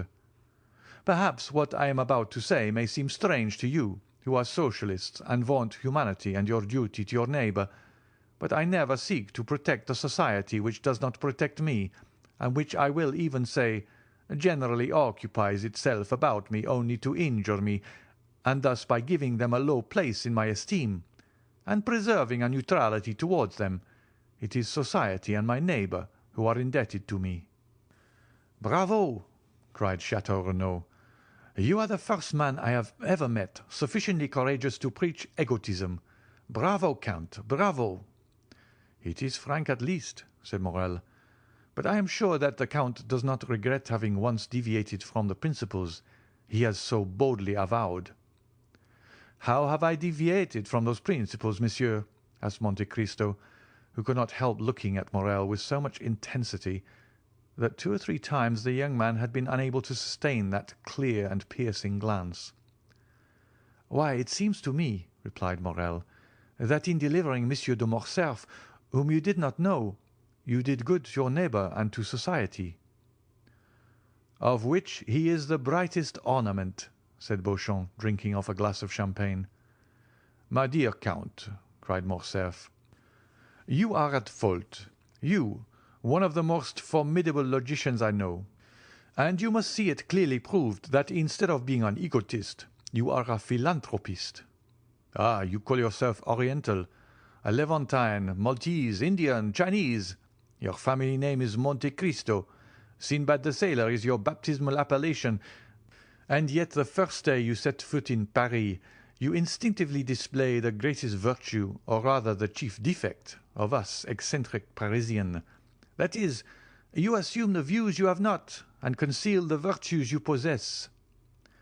"My dear Vicomte," returned Monte Cristo, "I do not see in all I have done anything that merits either from you or these gentlemen the pretended eulogies I have received. You were no stranger to me, for I knew you from the time I gave up 2 rooms to you, invited you to breakfast with me, lent you one of my carriages, witnessed the Carnival in your company, and saw with you from a window in the Piazza del Popolo the execution that affected you so much that you nearly fainted. I will appeal to any of these gentlemen. Could I leave my guest in the hands of a hideous bandit, as you term him? Besides, you know, I had the idea that you would introduce me into some of the Paris salons when I came to France. You might some time ago have looked upon this resolution as a vague project, but to-day you see it was a reality, and you must submit to it under penalty of breaking your word." "I will keep it," returned Morcerf, "but I fear that you will be much disappointed, accustomed as you are to picturesque events and fantastic horizons. Amongst us you will not meet with any of these episodes with which your adventurous existence has so familiarized you. Our Chimborazo is Montmartre, our Himalaya is Mount Valérien, our great desert is the plain of Grenelle, where they are now boring an artesian well to water the caravans. We have plenty of thieves, though not so many as is said, but these thieves stand in far more dread of a policeman than a lord. France is so prosaic and Paris so civilized a city that you will not find in its 85 departments, I say 85 because I do not include Corsica, you will not find then in these 85 departments a single hill on which there is not a telegraph, or a grotto in which the commissary of police has not put up a gas lamp. There is but one service I can render you, and for that I place myself entirely at your orders. That is, to present or make my friends present you everywhere. Besides, you have no need of anyone to introduce you, with your name and your fortune and your talent." Monte Cristo bowed with a somewhat ironical smile. "You can present yourself everywhere and be well received. I can be useful in one way only. If knowledge of Parisian habits, of the means of rendering yourself comfortable, or of the bazaars can assist, you may depend upon me to find you a fitting dwelling here. I do not dare offer to share my apartments with you, as I shared yours at Rome. I, who do not profess egotism, but am yet egotist par excellence, for, except myself, these rooms would not hold a shadow more, unless that shadow were feminine." "Ah," said the Count, "that is a most conjugal reservation. I recollect that at Rome you said something of a projected marriage. May I congratulate you?" "The affair is still in projection." "And he who says in projection means already decided," said Debray. "No," replied Morcerf. "My father is most anxious about it, and I hope he long to introduce you, if not to my wife, at least to my betrothed, Mademoiselle Eugénie Danglars." "Eugénie Danglars," said Monte Cristo. "Tell me, is not her father Baron Danglars?" "Yes," returned Morcerf, "a baron of a new creation." "What matter," said Monte Cristo, "if he has rendered the state services which merit his distinction?" "Enormous ones," answered Beauchamp. "Although in reality a liberal, he negotiated a loan of 6 millions for Charles X in 1829, who made him a baron and chevalier of the Legion of Honor, so that he wears the ribbon, not, as you would think, in his waistcoat pocket, but at his buttonhole."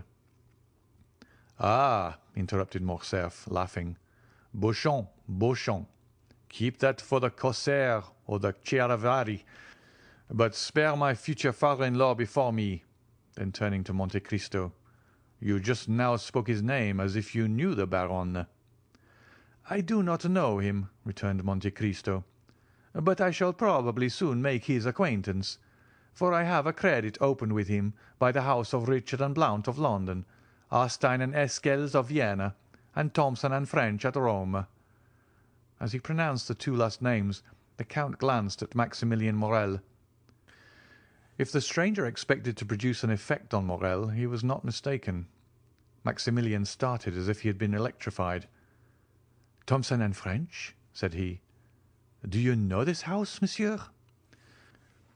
"They are my bankers in the capital of the Christian world," returned the Count quietly. "Can my influence with them be of any service to you?" "Oh, Count, you could assist me perhaps in researches which have been up to the present fruitless. This house, in past years, did ours a great service, and has, I know not for what reason, always denied having rendered us this service." "I shall be at your orders," said Monte Cristo, bowing. "But," continued Morcerf, "apropos of Danglars, we have strangely wandered from the subject. We were speaking of a suitable habitation for the Count of Monte Cristo. Come, gentlemen, let us all propose some place. Where shall we lodge this new guest in our great capital?" "Faubourg Saint-Germain," said Château Renaud.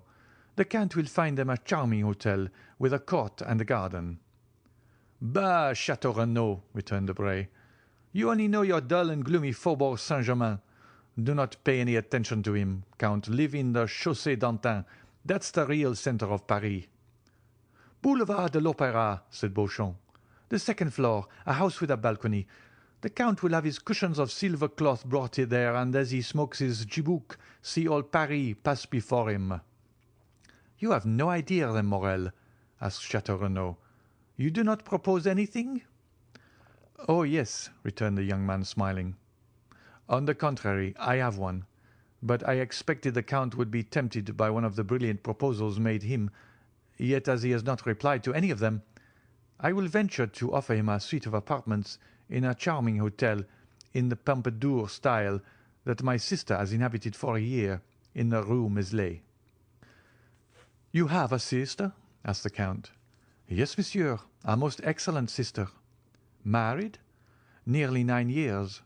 "Happy?" asked the Count again. "As happy as it is permitted to a human creature to be," replied Maximilian.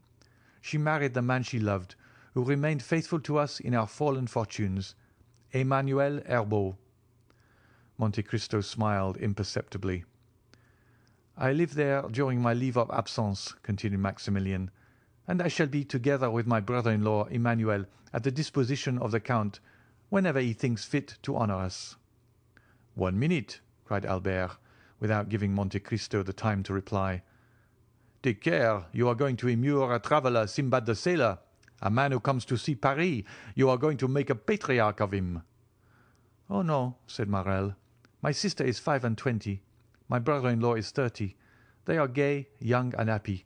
Besides, the Count will be in his own house, and only see them when he thinks fit to do so." "Thanks, monsieur," said Monte Cristo. "I shall content myself with being presented to your sister and her husband, if you will do me the honour to introduce me. But I cannot accept the offer of any one of these gentlemen, since my habitation is already prepared." "What!" cried Morcerf. "You are then going to an hotel? That will be very dull for you." "Was I so badly lodged at Rome?" said Monte Cristo, smiling. "Parbleu! At Rome you spent 50,000 piastres in furnishing your apartments, but I presume that you are not disposed to spend a similar sum every day." "It is not that which deterred me," replied Monte Cristo. "But as I determined to have a house to myself, I sent on my valet de chambre, and he ought by this time to have bought the house and furnished it." "But you have then a valet de chambre who knows Paris?" said Beauchamp. "It is the first time he has ever been in Paris. He is black and cannot speak," returned Monte Cristo. "It is Ali!" cried Albert in the midst of the general surprise. "Yes, Ali himself, my Nubian mute, whom you saw, I think, at Rome." "Certainly," said Morcerf. "I recollect him perfectly. But how could you charge a Nubian to purchase a house and a mute to furnish it? You would do everything wrong." "Undeceive yourself, monsieur," replied Monte Cristo. "I am quite sure that, on the contrary, he will choose everything as I wish.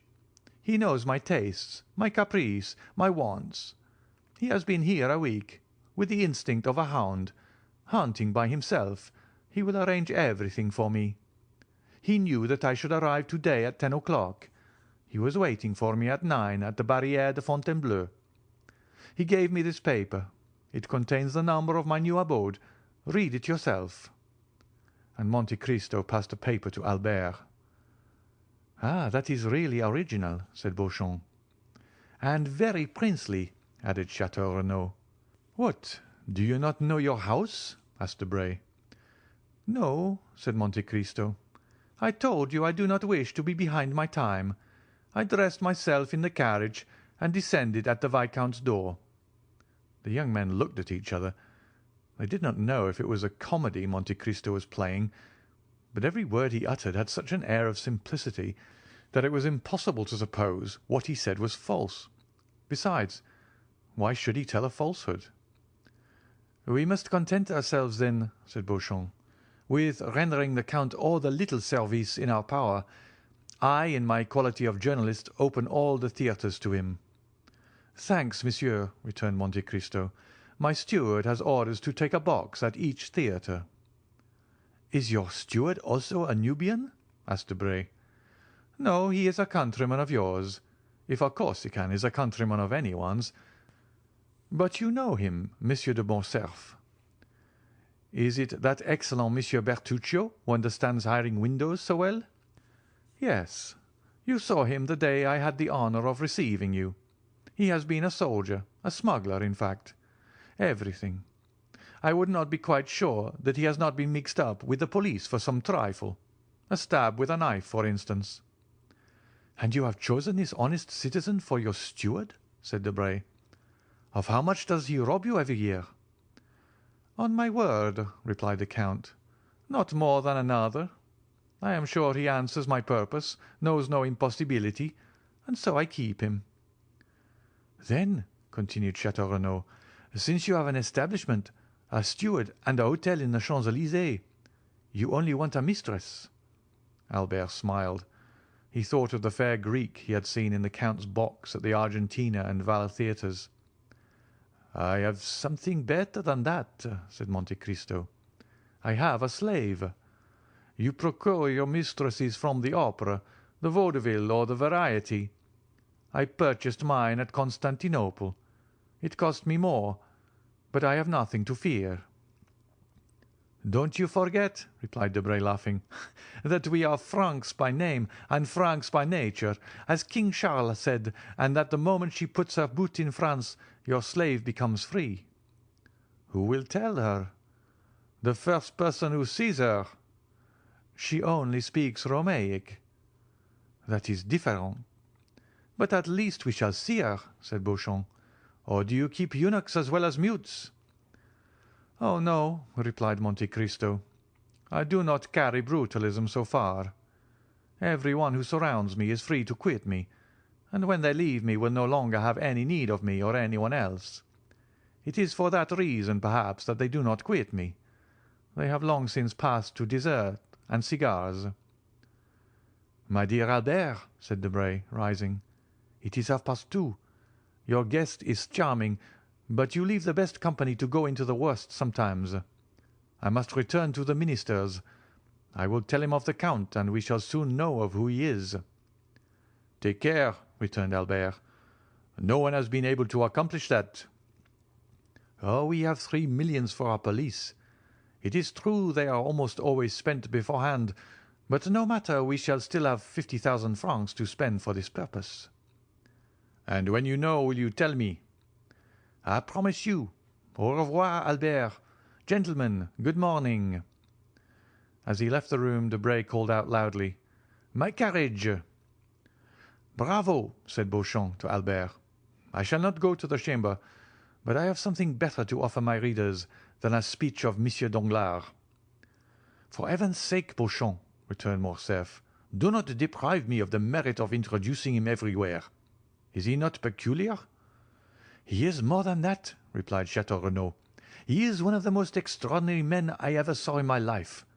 Are you coming, Morrel?" "Directly. I have given my card to the Count, who has promised to pay us a visit at Rue Meslay, Numero 14.